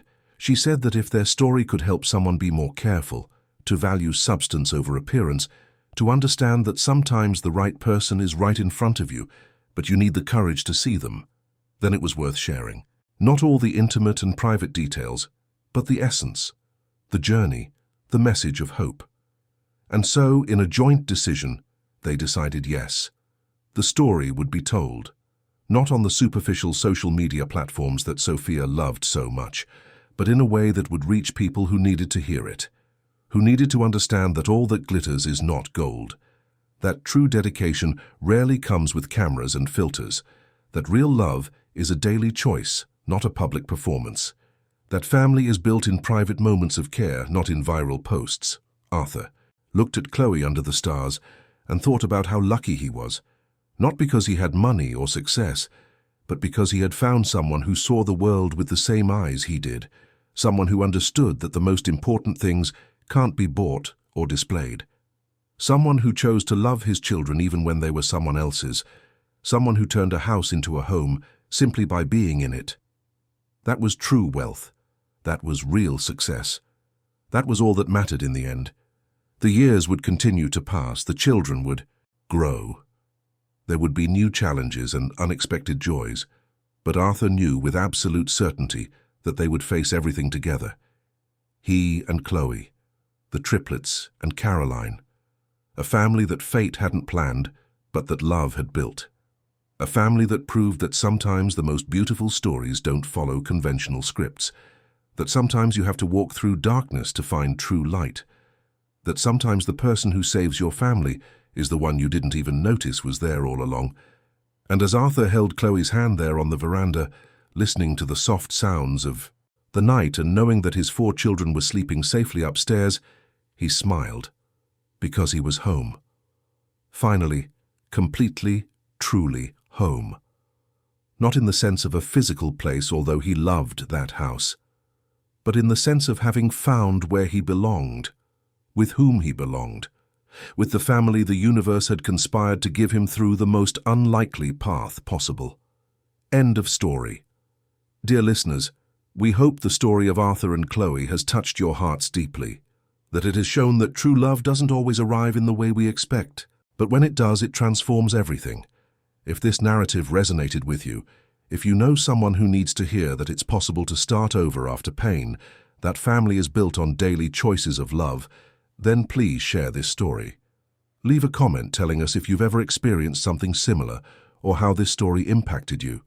Every comment, every like, every share helps these stories of hope and new beginnings reach more people who need to hear that there is light at the end of the tunnel. Subscribe to our channel for more stories that explore the complexities of life, love, and family. We are here every day, bringing you narratives that make you reflect, feel, and believe that good things can emerge from the most difficult moments. Until the next story. And always remember that true love doesn't scream to be noticed. It simply remains every day in every small gesture of genuine care.